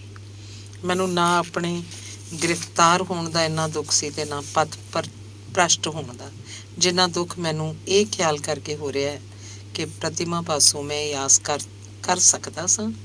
ਪਰ ਅੱਜ ਤੁਹਾਡੀ ਚਿੱਠੀ ਨੇ ਮੇਰੀਆਂ ਅੱਖਾਂ ਖੋਲ੍ਹ ਦਿੱਤੀਆਂ ਨੇ ਤੇ ਮੈਂ ਤੁਹਾਡਾ 1000 ਵਾਰ ਸ਼ੁਕਰਗੁਜ਼ਾਰ ਹਾਂ ਕਿ ਤੁਸੀਂ ਮੈਨੂੰ ਮੌਤ ਦੇ ਮੂੰਹ 'ਚ ਜਾਣ ਤੋਂ ਪਹਿਲਾਂ ਹੌਲਿਆ ਫੁੱਲ ਕਰ ਦਿੱਤਾ ਹੈ। ਮੇਰੀ ਨਫ਼ਰਤ ਨੂੰ ਤੁਸੀਂ ਸ਼ਰਧਾ 'ਚ ਬਦਲ ਦਿੱਤਾ ਹੈ ਤੇ ਕਦੀ ਤੁਸੀਂ ਮੈਨੂੰ ਦੇਵਤਾ ਸਮਝ ਕੇ ਮੇਰੀ ਪੂਜਾ ਕੀਤੀ ਸੀ, ਪਰ ਅੱਜ ਮੈਂ ਤੁਹਾਨੂੰ ਦੇਵੀ ਸਮਝ ਕੇ ਉਸੇ ਭਾਵਨਾ ਨਾਲ ਤੁਹਾਡੀ ਪੂਜਾ ਕਰ ਰਿਹਾ, ਜਿਹੜੀ ਯਕੀਨ ਹੈ ਮੇਰੇ ਅੰਤਲੇ ਸਵਾਸ ਤੱਕ ਜਾਰੀ ਰਹੇਗੀ। ਤੁਸੀਂ ਮੇਰੇ ਲਈ ਜਿਹੜਾ ਤਿਆਗ ਕੀਤਾ, ਇਹਦੀ ਕੀਮਤ ਦਾ 100ਵਾਂ ਹਿੱਸਾ ਵੀ ਮੈਂ ਇਸ ਜਨਮ 'ਚ ਨਹੀਂ ਦੇ ਸਕਦਾ। ਕਾਸ਼ ਮੈਂ ਕੁਝ ਦੇਣ ਜੋਗਾ ਹੁੰਦਾ। ਮੈਨੂੰ ਗ੍ਰਿਫਤਾਰ ਕਰਾ ਕੇ ਯਕੀਨਨ ਤੁਸੀਂ ਉਹੀ ਫਰਜ਼ ਨਿਭਾਇਆ ਹੈ ਜਿਹੜਾ ਕੋਈ ਗੁਰੂ ਆਪਣੇ ਸ਼ਿਸ਼ ਨੂੰ ਪਤਿਤ ਹੁੰਦਿਆਂ ਵੇਖ ਕੇ ਨਿਭਾਉਂਦਾ ਹੈ। ਅਤੇ ਤੁਹਾਡੀ ਇਸ ਕਰਨੀ ਦਾ ਫਲ ਰੂਪ ਮੈਂ ਅੱਜ ਤੁਹਾਨੂੰ ਦੇਵੀ ਤੋਂ ਵੀ ਅਗਾਂਹ ਗੁਰੂ ਭਾਵਨਾ ਨਾਲ ਵੇਖ ਰਿਹਾ। ਪਰਮਾਤਮਾ ਕਰੇ ਤੁਹਾਡੀ ਇਹੋ ਮੁਤਬਰਕ ਤਸਵੀਰ ਅੰਤ ਕਾਲ ਤੀਕ ਮੇਰੀਆਂ ਅੱਖਾਂ ਅੱਗੇ ਬਣੀ ਰਹੇ। ਦੇਵੀ, ਮੈਂ ਇੱਕ ਤੁੱਛ ਜਿਹਾ ਸੰਸਾਰੀ ਜੀਵ ਹਾਂ, ਕਮਜ਼ੋਰੀਆਂ ਦਾ ਭਰਿਆ ਹੋਇਆ, ਅਟਿੱਕਵੇਂ ਮਨ ਵਾਲਾ। ਮੈਨੂੰ ਸਮਝ ਨਹੀਂ ਆਉਂਦੀ ਕਿ ਆਪਣੇ ਇਸ ਬੱਜਰ ਪਾਪ ਦਾ ਪ੍ਰਾਸ਼ਚਿਤ ਮੈਂ ਕਿਵੇਂ ਕਰਾਂ, ਜਿਹਦਾ ਫਲ ਰੂਪ ਅੱਜ ਤੁਸੀਂ ਆਪਣੇ ਜੀਵਨ ਦਾ ਬਲੀਦਾਨ ਦੇ ਰਹੇ ਹੋ। ਖਾਸ ਕਰਕੇ ਉਸ ਹਾਲਤ ਵਿੱਚ ਜਦ ਕਿ ਵੇਖਦਾ ਕਿ ਮੇਰੀ ਜ਼ਿੰਦਗੀ ਦੇ ਦਿਨ ਹੁਣ ਬਹੁਤ ਥੋੜ੍ਹੇ ਬਾਕੀ ਰਹਿ ਗਏ ਨੇ। ਮੰਨਿਆ ਕਿ ਇੱਕ ਵੇਲੇ ਮੈਂ ਤੁਹਾਡੇ ਪ੍ਰੇਮ ਨੂੰ ਠੁਕਰਾ ਕੇ ਤੁਹਾਡੇ ਪਿਤਾ ਦੀ ਮੰਗ ਨੂੰ ਲਤਾੜ ਕੇ ਇੱਕ ਭਾਰੀ ਅਪਰਾਧ ਕੀਤਾ ਸੀ, ਪਰ ਅੱਜ ਸੋਚਦਾ ਹਾਂ ਮੇਰੇ ਹੱਕ 'ਚ ਚੰਗਾ ਹੀ ਹੋਇਆ। ਮੇਰੇ ਵਰਗਾ ਬੁਜ਼ਦਿਲ ਤੇ ਵਾਸ਼ਨਾਵਾਂ ਦਾ ਸ਼ਿਕਾਰ ਮਨੁੱਖ ਕੀ ਇਸੇ ਲਾਇਕ ਸੀ ਕਿ ਇੱਕ ਤਿਆਗ ਮੂਰਤ ਦੇਵੀ ਦਾ ਪਤੀ ਅਖਵਾ ਸਕਦਾ? ਮੈਂ ਇਸ ਵਿੱਚ ਆਪਣੇ ਲਈ ਕੁਝ ਵੀ ਫਖਰ ਵਾਲੀ ਗੱਲ ਨਹੀਂ ਸਮਝਦਾ ਕਿ ਤੁਹਾਡੇ ਪਿਆਰ ਦੇ ਬਦਲੇ ਮੈਂ ਦੇਸ਼ ਸੇਵਾ ਤੋਂ ਪਿੱਠ ਮੋੜੀ। ਅੱਜ ਮੈਨੂੰ ਸਮਝ ਆਈ ਹੈ ਕਿ ਅਸਲ 'ਚ ਪਿਆਰ ਨਹੀਂ, ਉਹ ਨਿਰੋਲ ਵਾਸਨਾ ਸੀ। ਕੀ ਪਿਆਰ ਕਰਨ ਵਾਲਾ ਆਦਮੀ ਕਦੀ ਬੁਜ਼ਦਿਲ ਹੋ ਸਕਦਾ ਹੈ? ਕਾਸ਼ ਇਸ ਗੱਲ ਦੀ ਸਮਝ ਮੈਨੂੰ ਉਦੋਂ ਆਉਂਦੀ ਜਦ ਮੈਂ ਮੈਦਾਨ 'ਚੋਂ ਪਿੱਠ ਦੇ ਕੇ ਭੱਜਿਆ ਸੀ। ਉਸ ਵੇਲੇ ਸਮਝਦਾ ਜਦੋਂ ਤੁਸੀਂ ਵਾਸਤੇ ਪਾਪਾ ਮੈਨੂੰ ਮੇਰੇ ਫਰਜ਼ਾਂ ਵੱਲੋਂ ਸੁਚੇਤ ਕਰਨ ਦੀ ਵਾਹ ਲਾਈ ਸੀ। ਤੁਹਾਡੀ ਚਿੱਠੀ 'ਚ ਪੜ੍ਹ ਕੇ ਮੇਰੇ ਦਿਲ ਨੂੰ ਅਸਹਿ ਦੁੱਖ ਹੋਇਆ ਕਿ ਤੁਹਾਡੇ ਸੰਜੋਗ ਦੀਆਂ ਤੰਦਾਂ ਇੱਕ ਐਸੇ ਥਾਂ ਜੁੜੀਆਂ ਨੇ ਜਿੱਥੇ ਤੁਹਾਡੀ ਜਵਾਨੀ ਤੇ ਤੁਹਾਡੀਆਂ ਸੱਧਰਾਂ ਸਭ ਕਾਸੇ ਦਾ ਖੂਨ ਹੋ ਗਿਆ। ਪਰ ਮੈਨੂੰ ਇੱਕ ਗੱਲ ਦੀ ਤਸੱਲੀ ਹੈ ਕਿ ਇਹਨਾਂ ਸਾਰੀਆਂ ਮੁਸੀਬਤਾਂ ਨੂੰ ਸਹਾਰਨ ਵਾਲੀ ਉਹ ਬਲਵਾਨ ਆਤਮਾ ਤੁਹਾਡੇ ਪਾਸ ਹੈ, ਜਿਹੜੀ ਇਦੋਂ ਵੀ ਵੱਡੀਆਂ ਤਕਲੀਫਾਂ ਦਾ ਟਾਕਰਾ ਕਰਨ ਦੀ ਸਮਰੱਥਾ ਰੱਖਦੀ ਹੈ। ਪਰ ਕੀ ਇਹ ਸੱਚ ਹੈ ਦੇਵੀ, ਜਿਹੜੀ ਤੁਸੀਂ ਚਿੱਠੀ ਦੇ ਛੇਕੜ 'ਚ ਮੌਜੂਦਾ ਹਾਲਤ ਤੋਂ ਇੰਨੀ ਡਾਵਾਂ ਡੋਲਤਾ ਪ੍ਰਗਟ ਕੀਤੀ ਹੈ? ਖਿਮਾ ਕਰਨਾ, ਇਹਦਾ ਮੈਨੂੰ ਇਤਬਾਰ ਨਹੀਂ ਆ ਸਕਿਆ। ਪ੍ਰਤਿਮਾ ਦੀ ਆਤਮਾ ਕਦੀ ਢਹਿੰਦੀਆਂ ਕਲਾਂ ਵੱਲ ਜਾਏਗੀ, ਇਹਦੀ ਮੈਂ ਕਲਪਨਾ ਵੀ ਨਹੀਂ ਕਰ ਸਕਦਾ। ਮੈਂ ਕਦੀ ਯਕੀਨ ਨਹੀਂ ਕਰ ਸਕਦਾ, ਭਾਵੇਂ ਇਹ ਸ਼ਬਦ ਖੁਦ ਪ੍ਰਤਿਮਾ ਦੇ ਹੀ ਕਿਉਂ ਨਾ ਹੋਣ, ਕਿ ਆਪਣੇ ਆਪ ਉੱਪਰ ਪੂਰਾ ਕਾਬੂ ਰੱਖਣ ਵਾਲੀ, ਸਵੈ ਸੰਜਮ ਤੇ ਫੌਲਾਦੀ ਕਿਲੇ 'ਚ ਆਪਣੀਆਂ ਸੰਸਾਰੀ ਖਾਹਿਸ਼ਾਂ ਨੂੰ ਕੈਦ ਰੱਖ ਸਕਣ ਵਾਲੀ ਪ੍ਰਤਿਮਾ ਕਦੀ ਆਪਣੀ ਸ਼ਰਮ, ਹਿਆ ਤੇ ਆਪਣੀ ਮਰਿਆਦਾ ਦੇ ਪਰਦਿਆਂ ਨੂੰ ਤਾਰ-ਤਾਰ ਕਰ ਦੇਗੀ। ਤੁਹਾਡੇ ਸਭ ਤੋਂ ਛੇਕੜਲੇ ਪਹਿਰੇ ਬਾਰੇ ਕੁਝ ਸਤਰਾਂ ਲਿਖ ਕੇ ਮੈਂ ਆਪਣੀ ਚਿੱਠੀ ਖਤਮ ਕਰ ਦਿਆਂਗਾ, ਭਾਵੇਂ ਕਿ ਦਿਲ ਇਹੋ ਚਾਹੁੰਦਾ ਕਿ ਭਰੀ ਹੋਈ ਇਹ ਜਿਹੜੀ ਦਵਾਤ ਮੇਰੇ ਅੱਗੇ ਪਈ ਹੈ ਸਾਰੀ ਦੀ ਸਾਰੀ ਤੁਹਾਡੀ ਸ਼ੁਕਰਗੁਜ਼ਾਰੀ ਤੇ ਤੁਹਾਡੀ ਸ਼ਰਧਾ ਭਗਤੀ ਦਾ ਵਰਣਨ ਲਿਖਦਿਆਂ ਖਤਮ ਕਰਦਿਆਂ। ਦੇਵੀ, ਇਹ ਕਿਉਂ ਲਿਖਿਆ ਜੇ ਕਿ ਤੁਹਾਨੂੰ ਜੀਣ ਦੀ ਕੋਈ ਖਾਸ਼ ਨਹੀਂ? ਇਹੋ ਜਿਹੇ ਨਿਰਬਲ ਖਿਆਲ ਮੇਰੇ ਵਰਗੇ ਸੰਸਾਰੀ ਜੀਵਾਂ ਲਈ ਹਨ, ਨਾ ਕਿ ਤੁਸਾਂ ਵਰਗੀਆਂ ਦੇਵੀ ਰੂਹਾਂ ਲਈ। ਤੁਸਾਂ ਅਜੇ ਦੁਨੀਆ ਦਾ ਬਹੁਤ ਕੁਝ ਸਵਾਰਨਾ ਹੈ। ਕੀ ਹੋਇਆ ਜੇ ਸੰਸਾਰਕ ਤੌਰ 'ਤੇ ਤੁਹਾਨੂੰ ਇੱਕ ਬੇਸੁਰਾ ਸਾਜ਼ ਵਜਾਉਣ ਲਈ ਮਜਬੂਰ ਹੋਣਾ ਪੈ ਗਿਆ? ਬਾਕੀ ਰਿਹਾ ਸਵਾਲ ਮੇਰੀ ਯਾਦ ਬਾਰੇ। ਇਹ ਕਿੰਨੀ ਮਹਾਨਤਾ ਹੈ ਤੁਹਾਡੀ ਕਿ ਇੱਕ ਪਤਿਤ, ਇੱਕ ਨਿਪਟ ਹਿਰਦ ਤੇ ਗੁਲਾਮ ਦੀਆਂ ਸਾਰੀਆਂ ਕਮਜ਼ੋਰੀਆਂ ਨੂੰ ਨਜ਼ਰਅੰਦਾਜ਼ ਕਰਕੇ ਉਹਦੀ ਯਾਦ ਨੂੰ ਅਜੇ ਤੀਕ ਸੰਭਾਲੀ ਬੈਠੇ ਹੋ। ਸੱਚਮੁੱਚ ਦੇਵੀ, ਤੁਹਾਡੇ ਇਹ ਲਫ਼ਜ਼ ਪੜ੍ਹ ਕੇ ਤਾਂ ਇੱਕ ਵਾਰੀ ਫਿਰ ਜੀਣ ਨੂੰ ਦਿਲ ਕਰ ਆਇਆ। ਪਰ ਬਾਕੀ ਜਿਹੜੀ ਤੁਸਾਂ ਮਿਲਣ ਦੀ ਸਿੱਖ ਵਾਲੀ ਆਪਣੀ ਗੱਲ ਲਿਖੀ ਹੈ ਤਾਂ ਮੈਂ ਖਿਆਲ ਕਰਦਾ ਤੁਸਾਂ ਮੇਰੇ ਹੀ ਦਿਲ ਦੀ ਆਵਾਜ਼ ਨੂੰ ਆਪਣੇ ਮੂੰਹ ਦੁਹਰਾਇਆ। ਕੈਦ ਦੀ ਮਿਆਦ ਖਤਮ ਹੋਣ ਤੋਂ ਪਹਿਲਾਂ ਮੇਰੀ ਰਿਹਾਈ ਲਈ ਬਾਹਰੋਂ ਕਾਫੀ ਜ਼ੋਰ ਲਗਾਇਆ ਜਾ ਰਿਹਾ। ਉਮੀਦ ਹੈ ਛੇਤੀ ਮੈਨੂੰ ਰਿਹਾ ਕਰਤਾ ਜਾਏਗਾ। ਹਕੂਮਤ ਐਡੀ ਬੇਵਕੂਫ ਨਹੀਂ ਕਿ ਕੁਝ ਚਿਰ ਮੈਨੂੰ ਹੋਰ ਜੇਲ੍ਹ 'ਚ ਡੱਕੀ ਰੱਖਣ ਦੇ ਲਾਲਚ ਪਿੱਛੇ ਜਨਤਾ ਵੱਲੋਂ ਨਮੋਸ਼ੀ ਖਰੀਦ ਲਵੇ, ਜਦ ਕਿ ਉਹਨੂੰ ਨਿਸ਼ਚਾ ਹੋ ਚੁੱਕਿਆ ਕਿ ਇਹ ਕੈਦੀ ਹੁਣ ਕੁਝ ਦਿਨ ਦਾ ਹੀ ਮਹਿਮਾਨ ਹੈ। ਜਾਣਦਾ ਹਾਂ ਪ੍ਰਤਿਮਾ ਕਿ ਇਸ ਵੇਲੇ ਤੁਸੀਂ ਮਜਬੂਰੀਆਂ ਦੇ ਸੰਗਲਾਂ 'ਚ ਜਕੜੇ ਹੋਏ ਹੋ, ਕੁਝ ਵੀ ਆਪਣੀ ਮਰਜ਼ੀ ਨਾਲ ਨਹੀਂ ਕਰ ਸਕਦੇ ਹੋਊਗੇ। ਪਰ ਇਹ ਜਾਣਦਿਆਂ ਹੋਇਆਂ ਵੀ ਇਹ ਲਿਖਣੋਂ ਨਹੀਂ ਰੁਕ ਸਕਦਾ ਕਿ ਇੱਕ ਵਾਰੀ ਤੁਹਾਨੂੰ ਵੇਖਣ ਦੀ ਲਾਲਸਾ ਹੈ। ਇਹਨੂੰ ਅਵਸ਼ ਪੂਰਿਆਂ ਕਰਨਾ, ਭਾਵੇਂ ਇਸ ਲਈ ਤੁਹਾਨੂੰ ਕਿੱਡਾ ਹੀ ਔਖਿਆਂ ਹੋਣਾ ਪਵੇ। ਦੁਨੀਆ ਤੋਂ ਸਦਾ ਲਈ ਵਿਦਾ ਹੋ ਰਹੀ ਇੱਕ ਜੀਵ ਦੀ ਇਹ ਮੰਗ ਕੀ ਪੂਰੀ ਨਹੀਂ ਕਰੋਗੇ? ਰਿਹਾ ਹੁਣ ਤੱਕ ਜੇ ਇਹ ਸਵਾਸਾਂ ਦੀ ਘੜੀ ਖਲੋ ਨਾ ਗਈ ਤਾਂ ਤੁਹਾਨੂੰ ਖਬਰ ਭੇਜਾਂਗਾ, ਤੇ ਇਸ ਤੋਂ ਬਾਅਦ ਤਦ ਤੱਕ ਤੁਹਾਡੀ ਉਡੀਕ ਕਰਾਂਗਾ ਜਦ ਤੱਕ ਚੇਤਨਤਾ ਮੈਨੂੰ ਜਵਾਬ ਨਹੀਂ ਦੇ ਜਾਏਗੀ। ਅੰਤ ਵੇਲੇ ਜੇ ਤੁਹਾਨੂੰ ਇੱਕ ਵਾਰੀ ਵੇਖ ਸਕਿਆ ਤਾਂ ਇਸ ਦਾ ਅਸਰ ਮੇਰੇ ਤੇ ਘੱਟੋ ਘੱਟ ਇੰਨਾ ਜ਼ਰੂਰ ਹੋਏਗਾ ਕਿ ਮੌਤ ਦਾ ਸਵਾਗਤ ਮੈਂ ਉਸੇ ਤਰ੍ਹਾਂ ਨਾਲ ਕਰ ਸਕਾਂਗਾ ਜਿਵੇਂ ਜ਼ਿੰਦਗੀ ਦਾ। ਤੁਹਾਡਾ ਉਦੇ। ਮੂੰਹ ਧਿਆਨ ਕਿਸ਼ਤੀ ਚਲਾਈ ਜਾ ਰਹੇ ਮਲਾਹ ਨੂੰ ਅਚਾਨਕ ਕਿਸੇ ਖਤਰੇ ਦਾ ਅਹਿਸਾਸ ਹੋਇਆ। ਜਦ ਉਹਨੇ ਪਰਤ ਕੇ ਤੱਕਿਆ ਕਿ ਪੈਂਦੇ ਦਾ ਕੋਈ ਫੱਟਾ ਉਖੜ ਜਾਣ ਕਰਕੇ ਉਹਦੀ ਬੇੜੀ ਅੱਧੀ ਤੋਂ ਬਹੁਤੀ ਪਾਣੀ ਨਾਲ ਭਰ ਚੁੱਕੀ ਹੈ। ਚਿੱਠੀ ਦੇ ਛੇਕੜ ਤੇ ਪਹੁੰਚ ਕੇ ਪ੍ਰਤਿਮਾ ਨੂੰ ਉਸੇ ਤਰ੍ਹਾਂ ਦੇ ਖਤਰੇ ਦੀ ਸੰਭਾਵਨਾ ਪੈਦਾ ਹੋ ਗਈ। ਆਪਣੀ ਵਾਸਤਵਿਕ ਹਾਲਤ ਨੂੰ ਉਹਨੇ ਇੱਕ ਵਾਰੀ ਫੇਰ ਡੂੰਘੇ ਧਿਆਨ ਨਾਲ ਜਦ ਵੇਖਿਆ ਤਾਂ ਉਹਨੂੰ ਪਤਾ ਲੱਗਾ ਕਿ ਸੱਚਮੁੱਚ ਉਹਦੀ ਜੀਵਨ ਨਗਿਆਦੀ ਤੋਂ ਬਹੁਤੀ ਪਤਨ ਦੇ ਡੂੰਘੇ ਪਾਣੀਆਂ 'ਚ ਧੱਸ ਚੁੱਕੀ ਹੈ। ਉਹਦਾ ਬਾਕੀ ਬਚਿਆ ਹਿੱਸਾ ਵੀ ਜਲ ਸਮਾਧ ਹੋਣ 'ਚ ਹੁਣ ਬਹੁਤੀ ਦੇਰ ਨਹੀਂ। ਬੈਠੀ ਬੈਠੀ ਉੱਠ ਖੜੋਤੀ ਤੇ ਆਪਣੇ ਉਸ ਨਵੇਂ ਕਦਮ ਬਾਬਤ ਜਿਹੜਾ ਚੁੱਕਣ ਲਈ ਸਵੇਰ ਤੋਂ ਨਿਸ਼ਚਾ ਕਰ ਚੁੱਕੀ ਸੀ, ਇੱਕ ਵਾਰੀ ਫੇਰ ਨਵੇਂ ਸਿਰੇ ਸੋਚ ਦੀ ਤੱਕੜੀ ਤੇ ਰੱਖ ਕੇ ਉਹਨੂੰ ਤੋਲਣ ਲੱਗੀ। ਚਿੱਠੀ ਦੇ ਸਾਰੇ ਅੱਖਰ ਜਿਵੇਂ ਨੰਗੀਆਂ ਤਲਵਾਰਾਂ ਬਣ ਕੇ ਉਹਦੇ ਰਸਤੇ 'ਚ ਆ ਖੜੋਤੇ, ਜਿਸ ਰਸਤਿਓਂ ਲੰਘ ਕੇ ਉਹਨੇ ਪਾਪ ਦੀ ਦੁਨੀਆ 'ਚ ਪ੍ਰਵੇਸ਼ ਕਰਨਾ ਸੀ। ਉਹ ਸੋਚ ਰਹੀ ਸੀ, ਭੁਲੇਖਾ ਕਿੰਨਾ ਜਿਹਦਾ ਸ਼ਿਕਾਰ ਹੋ ਕੇ ਉਹਦੇ ਸ਼ੰਕਰ ਅੱਜ ਮੈਨੂੰ ਦੇਵੀ ਨਾਲੋਂ ਵੀ ਉੱਚਾ ਦਰਜਾ ਦੇ ਕੇ ਮੇਰੀ ਇੱਕ ਛੋਹ ਨੂੰ ਆਪਣੇ ਜੀਵਨ ਲਈ ਇੱਕ ਪ੍ਰਕਾਸ਼ ਸਮਝੀ ਬੈਠਾ ਹੈ। ਕਿੰਨਾ ਭੋਲਾ ਹੈ ਉਹ ਕਿ ਉਹ ਨਹੀਂ ਜਾਣਦਾ ਕਿ ਜਿਹਨੂੰ ਦੇਵੀ ਦੇਵੀ ਪੁਕਾਰਦੇ ਆ ਉਹਦੀ ਜ਼ੁਬਾਨ ਸੁੱਕਦੀ ਹੈ। ਉਹੀ ਦੇਵੀ ਅੱਜ ਕਿਹੜੇ ਰਸਤੇ ਪਈ ਹੋਈ ਹੈ, ਜਿਹੜੀ ਕਿਸੇ ਪਾਪ ਦੀ ਧਮਕੀ ਤੋਂ ਡਰ ਕੇ ਅੱਜ ਆਪਣੇ ਇਸਤਰੀਪਣੇ ਤੋਂ ਪਤਿਤ ਹੋਣ ਨੂੰ ਤਿਆਰ ਬੈਠੀ ਹੈ। ਫਿਰ ਧਮਕੀ ਵੀ ਕਿੰਨੀ ਅਨੋਖੀ ਕਿ ਉਹਦੇ ਸ਼ੰਕਰ ਨਾਲ ਪ੍ਰੇਮ ਦਾ ਭਾਂਡਾ ਉਹ ਦੁਰਾਚਾਰੀ ਰਾਮ ਰਤਨ ਮੇਰੇ ਪਤੀ ਅੱਗੇ ਭੰਨ ਦੇਗਾ। ਕੀ ਉਹਦੇ ਸ਼ੰਕਰ ਵਰਗੇ ਦੇਵਤੇ ਨਾਲ ਪਿਆਰ ਕਰਨਾ ਪਾਪ ਹੈ? ਜੇ ਪਾਪ ਹੋਵੇ ਤਾਂ ਮੈਂ ਵੀ ਉਸ ਉੱਤੇ ਫਖਰ ਕਰਾਂਗੀ। ਪਤੀ ਹੋਵੇ ਭਾਵੇਂ ਕੋਈ ਹੋਰ, ਮੈਂ ਉਹਦੇ ਸਾਹਮਣੇ ਕਦੀ ਨਹੀਂ ਮੁਕਰਾਂਗੀ ਕਿ ਉਹਦੇ ਸ਼ੰਕਰ ਨੂੰ ਮੈਂ ਪਿਆਰ ਕਰਦੀ ਹਾਂ। ਕਿ ਮੈਂ ਸੱਚਮੁੱਚ ਉਹੀ ਪ੍ਰਤਿਮਾ ਜਿਸ ਦੀ ਆਰਾਧਨਾ 'ਚੋਂ ਉਸ ਕਾਲ ਕੋਠੜੀ ਦੇ ਵਾਸੀ ਦਾ ਇੱਕ ਪਲ ਬੀਤ ਰਿਹਾ। ਮੌਤ ਦੀ ਸੇਜ ਤੇ ਪਿਆ ਉਹ ਭਾਗਾ ਅੱਜ ਕਿਹਦਾ ਰਾਹ ਸਿੱਕਦੀਆਂ ਅੱਖਾਂ ਨਾਲ ਤੱਕ ਰਿਹਾ ਕਿ ਇਸੇ ਦੁਰਾਚਾਰਨ ਪ੍ਰਤਿਮਾ ਦਾ ਜਿਹੜੀ ਵਾਸ਼ਨਾ ਦਾ ਸ਼ਿਕਾਰ ਹੋ ਕੇ ਅੱਜ ਆਪਣੇ ਅਸਲੇ ਤੋਂ ਕੀ ਹੀ ਬੇਪਰਵਾਹ ਹੋ ਚੁੱਕੀ ਹੈ। ਤਾਂ ਤੇ ਬਿਮਲਾ ਨੇ ਇੱਕ ਦਿਨ ਠੀਕ ਹੀ ਮੈਨੂੰ ਕੰਜਰੀਆਂ ਵਾਲੀ ਕਰਤੂਤ ਦਾ ਮਿਹਣਾ ਦਿੱਤਾ ਸੀ। ਕਿਤੇ ਸੱਚਮੁੱਚ ਉਸ ਪ੍ਰਤਿਮਾ ਦੇ ਅੰਦਰ ਉਹੀ ਮਾਂ ਤਾਂ ਨਹੀਂ ਆਗੂਗੀ।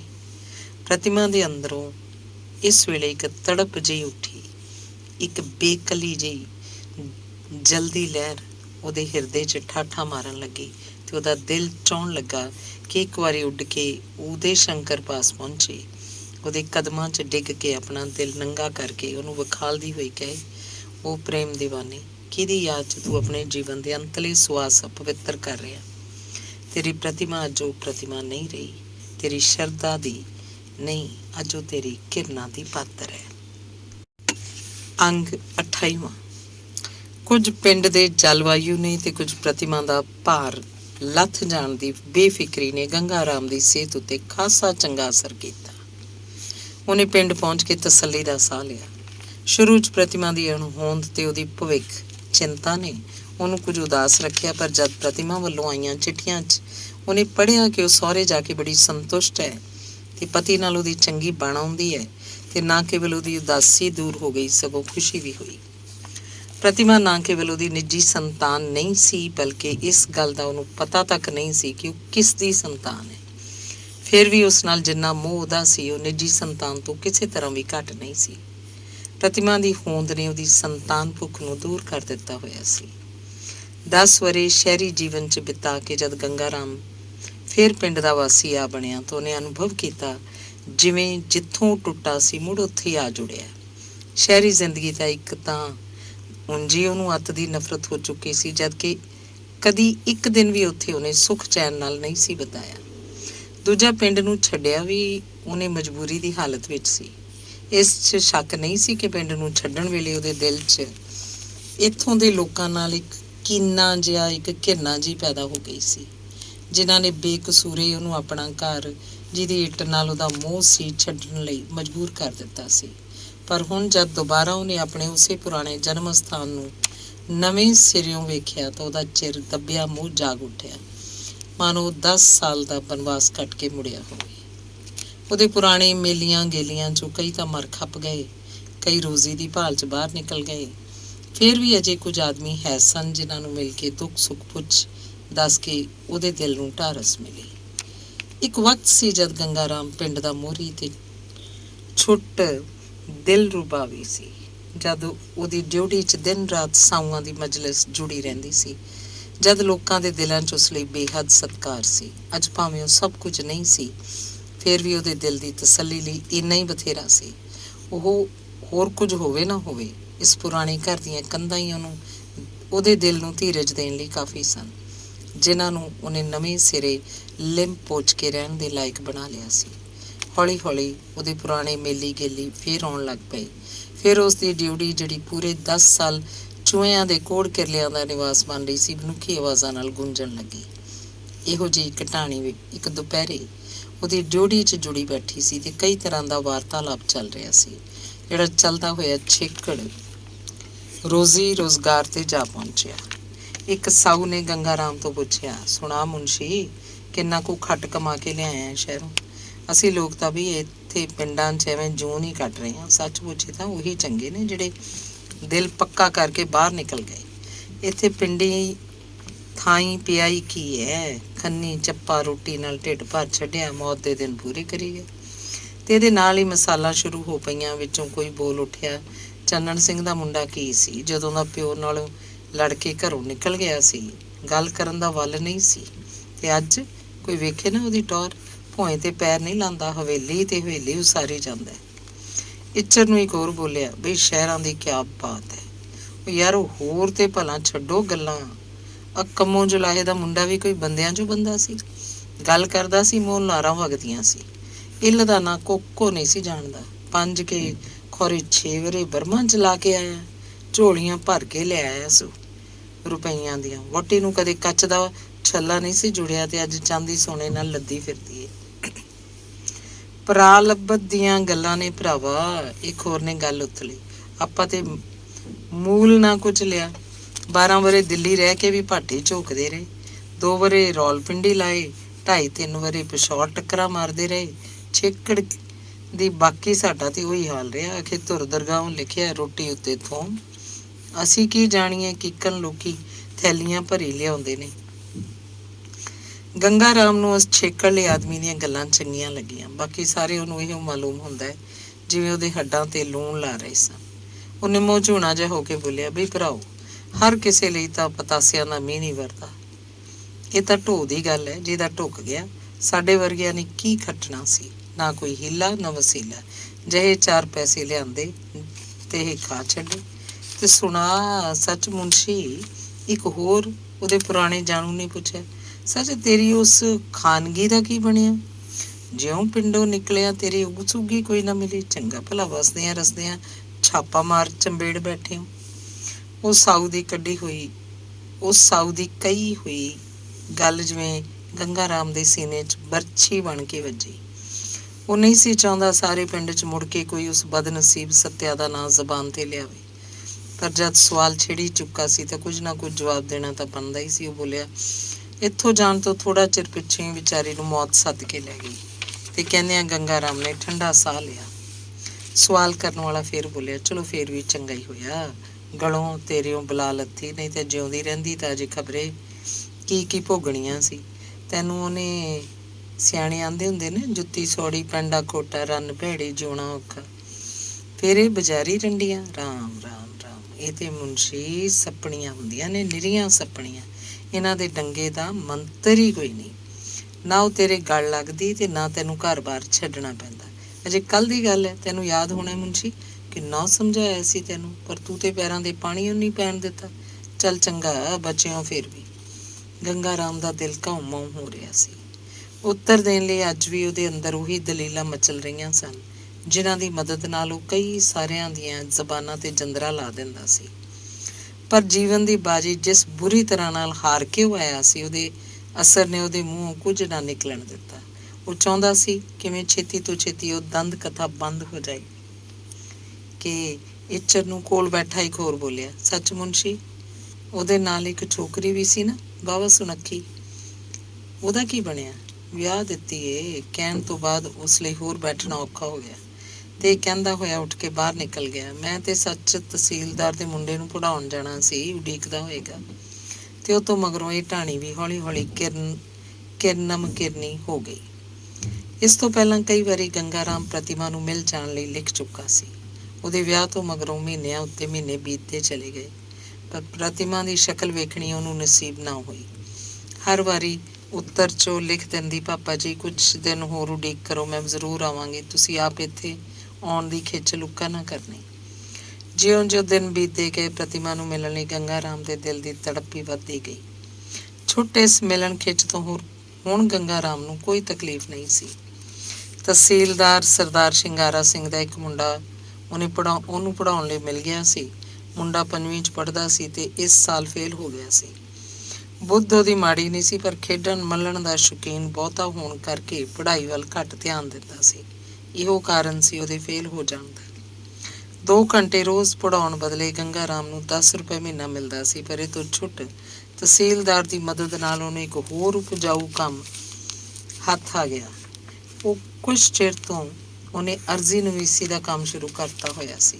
ਇੱਕ ਤਾਂ ਇਹ ਕੰਮ ਦਾ ਅੱਗੇ ਹੀ ਮਾੜਾ ਮੋਟਾ ਜਾਣੂ ਸੀ ਤੇ ਦੂਜਾ ਮਾਮਲੇ ਮੁਕੱਦਮੇ ਵਾਲਿਆਂ ਨੂੰ ਜਦ ਪਤਾ ਲੱਗਦਾ ਕਿ ਗੰਗਾ ਰਾਮ ਦੀ ਤਹਿਸੀਲਦਾਰ ਨਾਲ ਸਾਂਝ ਹੈ, ਉਹਦੇ ਮੁੰਡੇ ਦਾ ਉਸਤਾਦ ਹੈ, ਤਾਂ ਉਹ ਅਰਜੀ ਪਰਚੇ ਦਾ ਕੰਮ ਲੱਗਦੀ ਵਾ ਉਸੇ ਕੋਲ ਲਿਆਉਣ ਲੱਗ ਪਏ। ਗੰਗਾ ਰਾਮ ਸਵੇਰੇ ਬਸਤਾ ਲੈ ਕੇ ਘਰੋਂ ਨਿਕਲ ਜਾਂਦਾ, ਸ਼ਾਮੀ ਵਾਪਸ ਆਉਂਦਾ।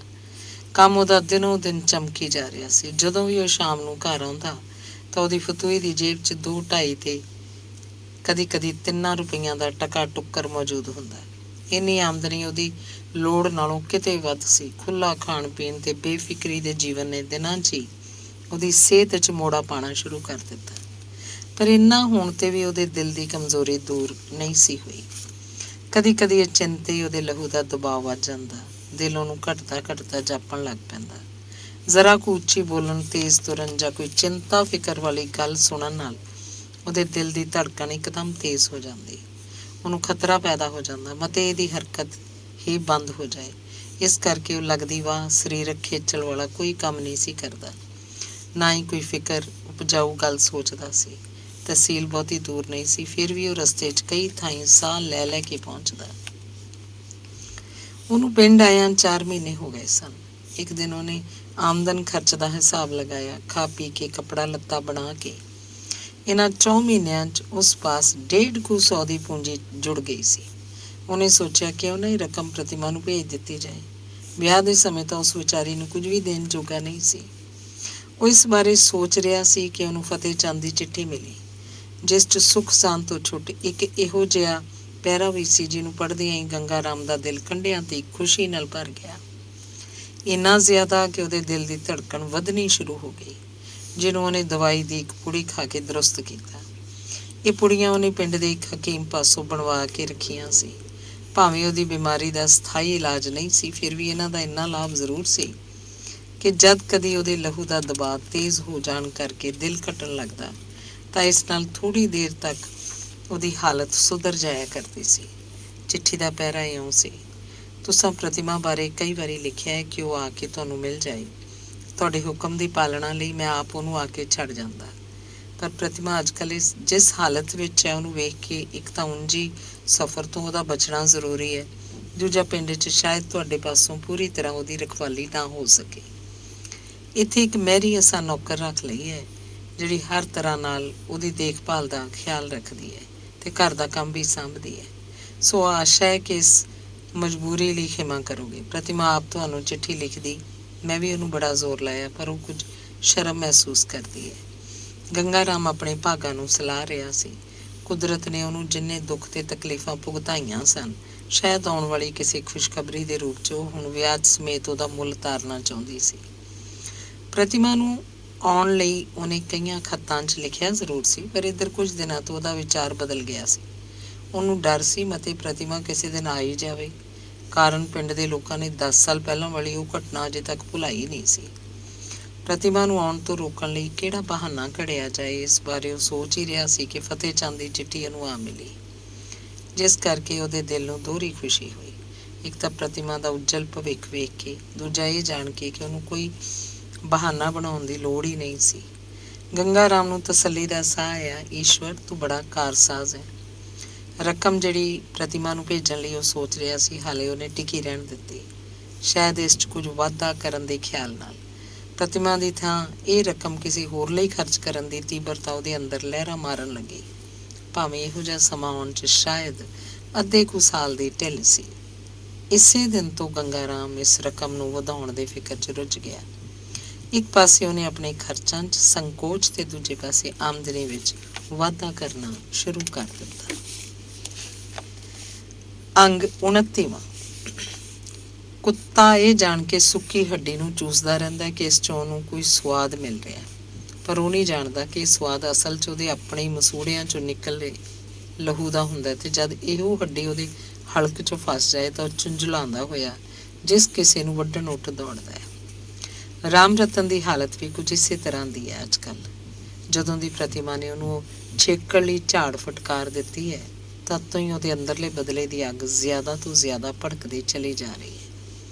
ਉਸੇ ਰਾਤ ਭਾਵੇਂ ਪ੍ਰਤਿਮਾ ਨਾਲ ਉਹਦਾ ਸਮਝੌਤਾ ਵੀ ਹੋ ਗਿਆ ਸੀ ਅਤੇ ਪ੍ਰਤਿਮਾ ਨੇ ਦੱਬਵੀਂ ਜ਼ਬਾਨ 'ਚ ਉਸ ਨਾਲ ਇਕਰਾਰ ਵੀ ਕਰਤਾ ਸੀ ਉਹਦੀ ਕਿਸੇ ਵੀ ਮੰਗ ਦੀ ਨਾਬਰੀ ਨਹੀਂ ਕਰੇਗੀ, ਪਰ ਇਸ ਸਮਝੌਤੇ ਨੂੰ ਅਮਲੀ ਜਾਮਾ ਪਹਿਨਾਇਆ ਜਾਂਦਾ ਇਹ ਤੋਂ ਪਹਿਲਾਂ ਹੀ ਫਤਿਹ ਚੰਦ ਦੌਰੇ ਤੋਂ ਵਾਪਸ ਆ ਗਿਆ ਅਤੇ ਮਾਮਲਾ ਅੱਧ ਵਿਚਾਲੇ ਠੱਪਿਆ ਗਿਆ। ਫਿਰ ਵੀ ਰਾਮ ਰਤਨ ਨੂੰ ਉਮੀਦ ਕਿ ਸਵੇਰੇ ਸਵੇਰੇ ਕਦੀ ਨਾ ਕਦੀ ਉਹ ਜ਼ਰੂਰ ਆਪਣੇ ਮਨੋਰਥ ਵਿੱਚ ਸਫਲਤਾ ਪ੍ਰਾਪਤ ਕਰ ਲਏਗਾ, ਪਰ ਮਗਰੋਂ ਜਦ ਉਹਨੂੰ ਪਤਾ ਲੱਗ ਗਿਆ ਕਿ ਪ੍ਰਤਿਮਾ ਪਾਸੋਂ ਇਹ ਆਸ ਰੱਖਣੀ ਫਜ਼ੂਲ ਹੈ ਤਾਂ ਉਹਦੀ ਨਿਰਾਸ਼ਤਾ ਦੀ ਕੋਈ ਹੱਦ ਨਾ ਰਹੀ। ਫਿਰ ਵੀ ਕੁੱਤੇ ਨੇ ਹੱਡੀ ਦਾ ਖਹਿੜਾ ਨਹੀਂ ਛੱਡਿਆ। ਦਿਨ ਰਾਤ ਰਾਮ ਰਤਨ ਇਸ ਕੋਸ਼ਿਸ਼ 'ਚ ਲੱਗਾ ਰਹਿੰਦਾ ਕਿ ਪ੍ਰਤਿਮਾ ਉੱਤੇ ਉਹਦਾ ਜਾਦੂ ਕਿਵੇਂ ਚੱਲ ਸਕੇ। ਇਸ ਕੰਮ 'ਚ ਉਹਦਾ ਹੌਸਲਾ ਕਾਇਮ ਰਹਿਣ ਦਾ ਇੱਕ ਇਹ ਵੀ ਕਾਰਨ ਸੀ ਕਿ ਪ੍ਰਤਿਮਾ ਨੇ ਪਤੀ ਪਾਸ ਉਹਦੀ ਕੋਈ ਸ਼ਿਕਾਇਤ ਨਹੀਂ ਸੀ ਕੀਤੀ, ਨਾ ਹੀ ਜ਼ਾਹਿਰਾ ਉਹਦੇ ਵਰਤਾਓ ਤੋਂ ਕੋਈ ਇਹੋ ਜਿਹਾ ਭਾਵ ਉਹਨੂੰ ਮਾਲੂਮ ਹੋਇਆ ਜਿਸ ਤੋਂ ਉਹ ਜਾਣ ਸਕੇ ਕਿ ਪ੍ਰਤਿਮਾ ਉਹਨੂੰ ਨਫ਼ਰਤ ਕਰਦੀ ਹੈ। ਉਹ ਹੁਣ ਵੀ ਸਦਾ ਵਾਂਗ ਉਹਦੇ ਘਰ ਆਉਂਦਾ ਜਾਂਦਾ, ਗੱਪਾਂ ਮਾਰਦਾ। ਪਤੀ ਦੀ ਮੌਜੂਦਗੀ ਵਿੱਚ ਪ੍ਰਤਿਮਾ ਹੁਣ ਵੀ ਉਸ ਨਾਲ ਉਸੇ ਤਰ੍ਹਾਂ ਹੱਸ ਹੱਸ ਕੇ ਬੋਲਦੀ ਹੈ, ਉਹਦੀਆਂ ਚੋਲ ਭਰੀਆਂ ਗੱਲਾਂ ਦਾ ਸਵਾਦ ਲੈਂਦੀ ਹੈ। ਪਰ ਜਦੋਂ ਦੀ ਫਤਿਹ ਚੰਦ ਦੀ ਗੈਰ ਹਾਜ਼ਰੀ 'ਚ ਰਾਮ ਰਤਨ ਉਹਦੇ ਸਾਹਮਣੇ ਹੁੰਦਾ ਕਿ ਉਹ ਇੱਕਦਮ ਮੋਮ ਤੋਂ ਪੱਥਰ ਬਣ ਜਾਂਦੀ। ਕਈ ਵਾਰੀ ਰਾਮ ਰਤਨ ਨੇ ਆਪਣੇ ਨੀਚ ਇਰਾਦਿਆਂ ਦਾ ਵਿਖਾਲਾ ਉਸ ਪਾਸ ਕੀਤਾ, ਪਰ ਹਰ ਵਾਰੀ ਉਹਨੂੰ ਨਿਰਾਸ਼ਤਾ ਦਾ ਹੀ ਮੂੰਹ ਵੇਖਣਾ ਪਿਆ। ਇਹ ਤੋਂ ਛੁੱਟ ਇੱਕ ਹੋਰ ਐਸਾ ਵਾਕਿਆ ਪੇਸ਼ ਆ ਗਿਆ ਜਿਹਨੇ ਰਾਮ ਰਤਨ ਦਾ ਇਹ ਨਸ਼ਾ ਕਿਸੇ ਹੱਦ ਤੱਕ ਘਟਾ ਦਿੱਤਾ। ਪ੍ਰਤਿਮਾ ਇੰਨੀ ਦਿਨੀ ਉਮੀਦਵਾਰੀ ਦੀ ਹਾਲਤ ਵਿੱਚ ਸੀ ਅਤੇ ਇਹਦੇ ਨਾਲ ਹੀ ਬਿਮਾਰ ਵੀ, ਜਿਸ ਕਰਕੇ ਉਹਦੇ ਸੁਹੱਪਣ ਵਿੱਚ ਉਹ ਪਹਿਲੀ ਖਿੱਚ ਨਹੀਂ ਸੀ ਰਹੀ। ਅਖੀਰ ਜਦ ਰਾਮ ਰਤਨ ਨੇ ਵੇਖ ਲਿਆ ਕਿ ਇੱਥੋਂ ਛੁੱਟ ਨਿਰਾਸ਼ਤਾ ਦੇ ਹੋਰ ਕੁਝ ਪੱਲੇ ਨਹੀਂ ਪੈਣਾ ਤਾਂ ਉਹਨੇ ਹੌਲੀ ਹੌਲੀ ਕਦਮ ਪਿਛਾਂਹ ਹਟਾਉਣਾ ਸ਼ੁਰੂ ਕੀਤਾ। ਪਰ ਪ੍ਰਤਿਮਾ ਦੀ ਉਸ ਦਿਨ ਵਾਲੀ ਬਦਸਲੂਕੀ ਨੂੰ ਉਹ ਨਹੀਂ ਭੁੱਲ ਸਕਿਆ। ਬਦਲੇ ਦੀ ਅੱਗ ਉਹਦੇ ਅੰਦਰ ਧੁਖਦੀ ਰਹੀ ਅਤੇ ਉਹਨੇ ਹੌਲੀ ਹੌਲੀ ਫਤਿਹ ਚੰਦ ਨੂੰ ਉਹਦੇ ਵਿਰੁੱਧ ਕੁਝ ਨਾ ਕੁਝ ਕਦੀ ਨਾ ਕਦੀ ਕਹਿਣਾ ਸ਼ੁਰੂ ਕਰਤਾ, ਪਰ ਪੂਰੀ ਤਰ੍ਹਾਂ ਖੁੱਲ੍ਹ ਕੇ ਨਹੀਂ, ਕਿਉਂਕਿ ਫਤਿਹ ਚੰਦ ਜਿਸ ਬੁਰੀ ਤਰ੍ਹਾਂ ਪ੍ਰਤਿਮਾ ਦੇ ਮੋਹ ਜਾਲ 'ਚ ਫਸਿਆ ਸੀ ਉਹ ਤੋਂ ਉਹਨੂੰ ਛੁਡਾਉਣਾ ਇੰਨਾ ਸੌਖਾ ਨਹੀਂ ਸੀ। ਇੱਧਰ ਫਤਿਹ ਚੰਦ ਦਾ ਜੀਵਨ ਪ੍ਰਵਾਹ ਆਪਣੇ ਨਿਰੰਤਰ ਤੋਰੇ ਤੁਰਿਆ ਜਾ ਰਿਹਾ ਸੀ। ਪ੍ਰਤਿਮਾ ਦਾ ਬਨੌਟੀ ਪਿਆਰ ਅਜੇ ਤੱਕ ਬਰਾਬਰ ਕਾਇਮ ਸੀ। ਕਦੀ ਇੱਕ ਵਾਰੀ ਵੀ ਪ੍ਰਤਿਮਾ ਦੀ ਪਤੀ ਭਗਤੀ 'ਚ ਉਹਨੂੰ ਸ਼ੱਕ ਨਹੀਂ ਜਾਪੀ, ਭਾਵੇਂ ਪ੍ਰਤਿਮਾ ਹੁਣ ਨਿੱਤ ਦੇ ਬਹੁ ਰੂਪੀਆਪਨ ਤੋਂ ਹੁੱਸੜ ਚੁੱਕੀ ਸੀ। ਇਸ ਬਨਾਵਟ ਦੇ ਪਰਦੇ ਨੂੰ ਹੋਰ ਆਲੇ ਦੁਆਲੇ ਲਪੇਟੀ ਰੱਖਣਾ ਹੁਣ ਉਹਨੂੰ ਅਸੰਭਵ ਮਾਲੂਮ ਹੋਣ ਲੱਗ ਪਿਆ ਸੀ। ਇਸ ਦਾ ਸਭ ਤੋਂ ਵੱਡਾ ਕਾਰਨ ਇਹ ਕਿ ਪ੍ਰਤਿਮਾ ਦੇ ਪਤਨੀ ਜੀਵਨ 'ਚ ਮਾਂ-ਪੁਣਾ ਪ੍ਰਵੇਸ਼ ਕਰਕੇ ਜਿਉਂ-ਜਿਉਂ ਉਹਦਾ ਪ੍ਰਸੂਤ ਸਮਾਂ ਨੇੜੇ ਆਈ ਜਾਂਦਾ, ਜਦ ਕਿ ਪਤੀ ਦੇ ਸਹਿਵਾਸ ਤੋਂ ਬਚਣ ਦੀ ਉਹਨੂੰ ਖਾਸ ਤੌਰ 'ਤੇ ਲੋੜ ਸੀ, ਤਿਉਂ-ਤਿਉਂ ਫਤਿਹ ਚੰਦ ਦੀ ਹਿਰਸ ਬੇਸਬਰੀ ਦੀਆਂ ਹੱਦਾਂ ਟੱਪਦੀ ਜਾਂਦੀ। ਇਸੇ ਸਬੰਧ 'ਚ ਕਈ ਵਾਰੀ ਇਹਨਾਂ ਦੋਹਾਂ 'ਚ ਲੜਾਈ ਝਗੜੇ ਤੱਕ ਵੀ ਨੌਬਤ ਪਹੁੰਚ ਜਾਂਦੀ ਰਹੀ, ਪਰ ਮਰਦ ਦੀ ਸੁਭਾਵਕ ਕਠੋਰਤਾ ਅਤੇ ਧੱਕੇਸ਼ਾਹੀ ਅੱਗੇ ਹਰ ਵਾਰੀ ਉਹਨੂੰ ਹਾਰਨਾ ਪੈਂਦਾ। ਪ੍ਰਤਿਮਾ ਦੀ ਸਿਹਤ ਖਰਾਬ ਹੋਣੀ ਸ਼ੁਰੂ ਹੋ ਗਈ, ਖਾਸ ਕਰਕੇ ਜਦ ਤੋਂ ਪ੍ਰਤਿਮਾ ਨੂੰ ਚੰਨੋ ਮਹਿਰੀ ਤੋਂ ਪਤੀ ਦੀਆਂ ਪਿਛਲੀਆਂ ਅਗਲੀਆਂ ਕਰਨੀਆਂ ਦਾ ਪਤਾ ਲੱਗਾ ਅਤੇ ਉਹਨੇ ਇਹ ਵੀ ਸੁਣਿਆ ਕਿ ਫਤਿਹ ਚੰਦ ਨਾ ਕੇਵਲ 3 ਕੁੜੀਆਂ ਦਾ ਹੀ ਪਿਓ ਹੈ, ਸਗੋਂ ਇੰਨੇ ਦੋਤੇ ਦੋਤਰੀਆਂ ਦਾ ਨਾਨਾ ਵੀ, ਤਾਂ ਉਸ ਲਈ ਇਹ ਪਤੀ ਨਾਮ ਦਾ ਰਾਕਸ਼ ਹੋਰ ਵੀ ਡਰਾਉਣਾ ਬਣ ਗਿਆ। ਪਤੀ ਦੇਵ ਦੀ ਲੰਪਟਤਾ ਦਾ ਕਿੱਸਾ ਜੇ ਇੱਥੇ ਤੱਕ ਹੀ ਮੁੱਕ ਗਿਆ ਹੁੰਦਾ ਤਾਂ ਵੀ ਸ਼ਾਇਦ ਪ੍ਰਤਿਮਾ ਕੁਝ ਚਿਰ ਹੋਰ ਆਪਣੇ ਬਦਲੇ ਹੋਏ ਭੇਸ ਨੂੰ ਕਾਇਮ ਰੱਖਣ 'ਚ ਸਫਲ ਹੋ ਸਕਦੀ। ਪਰ ਜਦ ਉਹਨੇ ਮਹਿਰੀ ਪਾਸੋਂ ਉਹਦੇ ਚਾਲ ਚੱਲਣ ਬਾਰੇ ਹੋਰ ਬਹੁਤ ਸਾਰੀਆਂ ਗੱਲਾਂ ਸੁਣੀਆਂ ਜਿਨ੍ਹਾਂ ਦੀ ਮਨੁੱਖ ਛੱਡ ਕੇ ਕਿਸੇ ਪਸ਼ੂ ਪਾਸੋਂ ਵੀ ਆਸ ਨਹੀਂ ਸੀ ਰੱਖਦੀ, ਤਾਂ ਉਸ ਲਈ ਨੀਅਤ ਥਾਂ 'ਤੇ ਖੜੇ ਰਹਿਣਾ ਹੋਰ ਵੀ ਅਸੰਭਵ ਹੋ ਗਿਆ। ਇੰਨੀ ਕੁ ਭਿਣਕਤਾ ਪ੍ਰਤਿਮਾ ਦੇ ਕੰਨੀ ਪਹਿਲਾਂ ਵੀ ਕਿਤੇ ਪੈ ਚੁੱਕੀ ਸੀ ਕਿ ਦਲਿਤਾਂ ਦੀ ਕਿਸੇ ਕੁੜੀ ਨਾਲ ਫਤਿਹ ਚੰਦ ਦੇ ਸੰਬੰਧ ਅਜੇ ਕਦੀ ਹੈ ਸਨ, ਪਰ ਮੈਰੀ ਨੇ ਜਦੋਂ ਉਹਨੂੰ ਦੱਸਿਆ ਕਿ ਉਹੀ ਦਲਿਤਾਂ ਦੀ ਕੁੜੀ ਅੱਜ ਵੀ ਫਤਿਹ ਚੰਦ ਦੇ ਖਰਚ ਨਾਲ ਪਲ ਰਹੀ ਹੈ ਤਾਂ ਉਹਦੇ ਪੈਰਾਂ 'ਚ ਤਲੀਆਂ ਹੇਠ ਅੰਗਿਆਰ ਆ ਗਏ। ਪਰ ਸਭ ਕੁਝ ਜਾਣ ਚੁੱਕਣ 'ਤੇ ਵੀ ਪ੍ਰਤਿਮਾ ਨੇ ਪਤੀ ਪਾਸੋਂ ਇਸ ਬਾਰੇ ਕਦੀ ਕੁਝ ਨਹੀਂ ਸੀ ਪੁੱਛਿਆ, ਨਾ ਹੀ ਆਪਣੇ ਵਰਤਾਅ 'ਚ ਉਹਨੇ ਕੋਈ ਫਰਕ ਪੈਣ ਦਿੱਤਾ। ਜਦੋਂ ਵੀ ਇਹੋ ਜਿਹਾ ਖਿਆਲ ਉਹਦੇ ਅੰਦਰ ਪੈਦਾ ਹੁੰਦਾ, ਝਟ ਗੰਗਾ ਰਾਮ ਨਾਲ ਕੀਤਾ ਪ੍ਰਣ ਉਹਦੇ ਸਾਹਮਣੇ ਆ ਜਾਂਦਾ। ਅਖੀਰ ਉਹ ਦਿਨ ਵੀ ਆ ਪਹੁੰਚਾ ਜਦ ਪ੍ਰਤਿਮਾ ਪਤਨੀ ਤੋਂ ਮਾਂ ਬਣ ਗਈ। ਉਹਦੀ ਕੁੱਖੋਂ ਲੜਕੀ ਪੈਦਾ ਹੋਈ। ਬੱਚੀ ਦਾ ਰੰਗ ਭਾਵੇਂ ਆਪਣੀ ਮਾਂ ਵਰਗਾ ਗੋਰਾ ਨਹੀਂ ਸੀ, ਪਰ ਉਹਦੇ ਨਕਸ਼ ਨੈਣ ਇੰਨ ਬਿੰਨ ਪ੍ਰਤਿਮਾ ਵਰਗੇ ਸਨ। ਇਸ ਨਵੇਂ ਜੀਵ ਦੀ ਆਮਦ ਨੇ ਪ੍ਰਤਿਮਾ ਦੇ ਮੁਰਝਾਏ ਕੁਮਲਾਏ ਜੀਵਨ 'ਚ ਇੱਕ ਵਾਰੀ ਫੇਰ ਬਹਾਰ ਦਾ ਰੁਮਕਾ ਲੈ ਆਂਦਾ। ਆਪਣੀ ਨੰਨੀ ਬੱਚੀ ਨੂੰ ਵੇਖ ਕੇ ਉਹਦਾ ਮਾਤ ਹਿਰਦਾ ਉੱਚੇ ਗਗਨਾਂ 'ਚ ਜਿਵੇਂ ਉਡਾਰੀਆਂ ਲਾਉਣ ਲੱਗਾ। ਸ਼ਾਇਦ ਜ਼ਿੰਦਗੀ 'ਚ ਉਹਨੂੰ ਪਹਿਲੀ ਵੇਰ ਇਸ ਗੱਲ ਦੀ ਅਨੁਭਵਤਾ ਹੋਈ ਕਿ ਇਸਤਰੀ ਲਈ ਮਾਂ ਬਣਨਾ ਉਹਦੀ ਵਡਭਾਗਤਾ ਦੀ ਨਿਸ਼ਾਨੀ ਤੇ ਦਾਤਾਰ ਦੀ ਉਸ ਉੱਤੇ ਸਭ ਤੋਂ ਵੱਡੀ ਮਿਹਰ ਹੈ। ਪਰ ਫਤਿਹ ਚੰਦ ਦੇ ਕੰਨੀ ਇਸ ਬੱਚੀ ਦੀ ਆਮਦ ਬਾਰੇ ਜਿਉਂ ਹੀ ਪਹਿਲੀ ਆਵਾਜ਼ ਪਈ ਕਿ ਮੱਥੇ ਤੇ ਦੁਹੱਥੜ ਮਾਰ ਕੇ ਰਹਿ ਗਿਆ। ਵਿਆਹ ਦੇ ਦਿਨ ਤੋਂ ਹੀ ਸਾਰੇ ਢਹਿ ਢੇਰੀ ਹੋ ਗਏ। ਆਪਣਾ ਸਾਰਾ ਪੁਰਸ਼ਾਰਥ ਉਹਨੂੰ ਮਿੱਟੀ 'ਚ ਰਲ ਗਿਆ ਜਾਪਣ ਲੱਗਾ। ਉਹਦੇ ਅੰਤਰ ਦਾ ਤੇ ਬੇਚੈਨੀ ਦੀ ਇਹ ਹਾਲਤ ਸੀ ਕਿ ਜਿਸ ਦਿਨ ਪ੍ਰਤਿਮਾ ਦੇ ਪ੍ਰਸੂਤ ਕਮਰੇ 'ਚ ਉਹਨੇ ਇਹ ਆਵਾਜ਼ ਸੁਣੀ ਕਿ ਮੁੜ ਸਾਰਾ ਦਿਨ ਉਹਨੇ ਘਰ ਪੈਰ ਨਾ ਪਾਇਆ ਤੇ ਉਹ ਰਾਤ ਵੀ ਉਹਨੇ ਰਾਮ ਰਤਨ ਦੇ ਘਰ ਹੀ ਬਿਤਾਈ। ਪ੍ਰਤਿਮਾ ਲਈ ਜਿਹੋ ਜਿਹਾ ਮੌਕਾ ਆ ਬਣਿਆ ਸੀ, ਇਸ ਵੇਲੇ ਘਰ 'ਚ ਕਿਸੇ ਮਰਦ ਦਾ ਹੋਣਾ ਅਤ ਜ਼ਰੂਰੀ ਸੀ, ਖਾਸ ਕਰਕੇ ਉਸ ਹਾਲਤ ਵਿੱਚ ਜਦ ਕਿ ਪ੍ਰਤਿਮਾ ਨੂੰ ਜਣੇਪੇ ਦੀਆਂ ਕੁਝ ਖਾਸ ਤਕਲੀਫਾਂ ਨੇ ਉਹਨੂੰ ਮੌਤ ਦੇ ਨੇੜੇ ਲੈ ਜਾ ਸੁੱਟਿਆ। ਘਰ 'ਚ ਜੇ ਕੋਈ ਮਦਦਗਾਰ ਸੀ ਤਾਂ ਉਹੀ ਚੰਨੋ ਮੈਰੀ ਤੇ ਜਾਂ ਰਾਮ ਰਤਨ ਦੀ ਵਹੁਟੀ ਸ਼ਾਮੋ। ਦੋਹਾਂ ਤੀਵੀਆਂ ਨੇ ਪਿੰਡ ਦੀ ਇੱਕ ਬੁੱਢੀ ਦਾਈ ਦੀ ਮਦਦ ਨਾਲ ਕਿਸੇ ਤਰ੍ਹਾਂ ਇਹ ਵਕਤ ਸੰਭਾਲਿਆ। ਪਰ ਜਣੇਪੇ ਤੋਂ ਬਾਅਦ ਪ੍ਰਤਿਮਾ ਦੀ ਹਾਲਤ ਮੰਗ ਕਰਦੀ ਸੀ ਕਿਸੇ ਸਿਆਣੀ ਨਰਸ ਜਾਂ ਡਾਕਟਰ ਦੀ ਮਦਦ ਪ੍ਰਾਪਤ ਕੀਤੀ ਜਾਏ ਤੇ ਇਹਦਾ ਪ੍ਰਬੰਧ ਕਰਨ ਵਾਲਾ ਉੱਥੇ ਕੋਈ ਨਹੀਂ ਸੀ। ਸਾਰੀ ਰਾਤ ਪ੍ਰਤਿਮਾ ਨੇ ਤੜਫਦਿਆਂ ਕੱਟੀ ਤੇ ਦਿਨ ਚੜ੍ਹਦਿਆਂ ਉਹਦੀ ਹਾਲਤ ਹੋਰ ਵੀ ਖਰਾਬ ਹੋ ਗਈ। ਦੋਹਾਂ ਸੁਆਣੀਆਂ ਨੂੰ ਫਿਕਰ ਪੈ ਗਿਆ, ਜਿਹੜਾ ਸਧਾਰਨ ਫਿਕਰ ਨਹੀਂ, ਪ੍ਰਤਿਮਾ ਦੀ ਜਾਨ ਦਾ ਸੀ। ਪ੍ਰਤਿਮਾ ਦੇ ਸਰੀਰ ਦਾ ਸਾਰਾ ਲਹੂ ਉਸ ਇੱਕੋ ਰਾਤ 'ਚ ਨੁੱਚੜ ਗਿਆ ਸੀ। ਦਿਨ ਚੜ੍ਹਦਿਆਂ ਸ਼ਾਮੋ ਨੇ ਆਪਣੇ ਘਰ ਸੁਨੇਹਾ ਭੇਜਿਆ। ਉਹਦਾ ਖਿਆਲ ਸੀ ਫਤਿਹ ਚੰਦ ਉੱਥੇ ਹੀ ਹੋਏਗਾ। ਦੋਵੇਂ ਤੀਵੀਆਂ ਫਤਿਹ ਚੰਦ ਦੀ ਬੇਰਹਿਮੀ ਉੱਤੇ ਝੁੰਝਲਾ ਰਹੀਆਂ ਸਨ ਤੇ ਇਸ ਝੁੰਝਲਾਹਟ ਨੂੰ ਪ੍ਰਸੂਤ ਬਿਸਤਰੇ ਤੇ ਲੁੱਛਦੀ ਹੋਈ ਪ੍ਰਤਿਮਾ ਵੀ ਮਹਿਸੂਸ ਕਰ ਰਹੀ ਸੀ। ਪ੍ਰਤਿਮਾ ਨੂੰ ਅਜੇ ਤੀਕ ਦੁੱਧ ਨਹੀਂ ਸੀ ਉਤਰਿਆ। ਬੱਚੀ ਵਿਚਾਰੀ ਭੁੱਖ ਨਾਲ ਵਿਲੂੰ ਵਿਲੂੰ ਕਰ ਰਹੀ ਸੀ, ਜਿਹਨੂੰ ਦੋਵੇਂ ਤੀਵੀਆਂ ਵਰਚਾਉਣ 'ਚ ਲੱਗੀਆਂ ਸਨ। ਸ਼ਾਮੋ, ਜਿਹੜੀ ਉਮਰ 'ਚ ਆਪਣੇ ਪਤੀ ਨਾਲੋਂ 2-4 ਸਾਲ ਵੱਡੀ ਸੀ, ਬੱਚੀ ਨੂੰ ਵਰਚਾਉਂਦੀ ਕੋਲ ਬੈਠੀ ਮੈਰੀ ਨੂੰ ਕਹਿਣ ਲੱਗੀ, ਵੇਖ ਨਾ ਕੁੜੇ, ਕਿੱਡੇ ਨਿਰਦਈ ਹੁੰਦੇ ਨੇ ਆਦਮੀ। ਇਹ ਇੰਨਾ ਵੀ ਨਹੀਂ ਕਰ ਸਕਦੇ ਵੀ ਕਿਸੇ ਦੇ ਦੁੱਖ ਸੁੱਖ ਦੇ ਭਾਈਵਾਲ ਹੀ ਬਣਨ। ਇਹਨਾਂ ਦੀ ਤੇ ਉਹ ਗੱਲ ਆ ਕਿ ਪਿੰਡ ਅੱਗ ਲੱਗੀ ਕੁੱਤਾ ਰੂੜੀ ਦੀ। ਮੈਰੀ ਹਾਂ ਛਾਮ ਰਲਾਉਂਦੀ ਹੋਈ ਬੋਲੀ, ਨਹੀਂ ਬੀਬੀ, ਇਹ ਸਾਰੇ ਇੱਕੋ ਤੱਕੜੀ ਦੇ ਵੱਟੇ ਨੇ, ਚੁੱਪ ਕਰ ਛੱਡ, ਢੱਕੀ ਰਿੱਝੇ ਕੋਈ ਨਾ ਬੁੱਝੇ। ਅੱਗ ਲੱਗ ਜਾਏ ਇਹੋ ਜਿਹੇ ਮਰਦਾਊਪਣੇ ਨੂੰ। ਨਿਖਾਪਣੇ ਇੰਨਾ ਵੀ ਨਹੀਂ ਸੋਚਦੇ ਵੀ ਜਿਸ ਵਿਚਾਰੀ ਨੂੰ ਇਹ ਸਾਰੇ ਕਜੀਏ ਝਗੜੇ ਪੈਂਦੇ ਨੇ ਉਹਦੀ ਜਾਨ ਦਾ ਕੁਝ ਖਿਆਲ ਰੱਖਿਆ ਜਾਏ।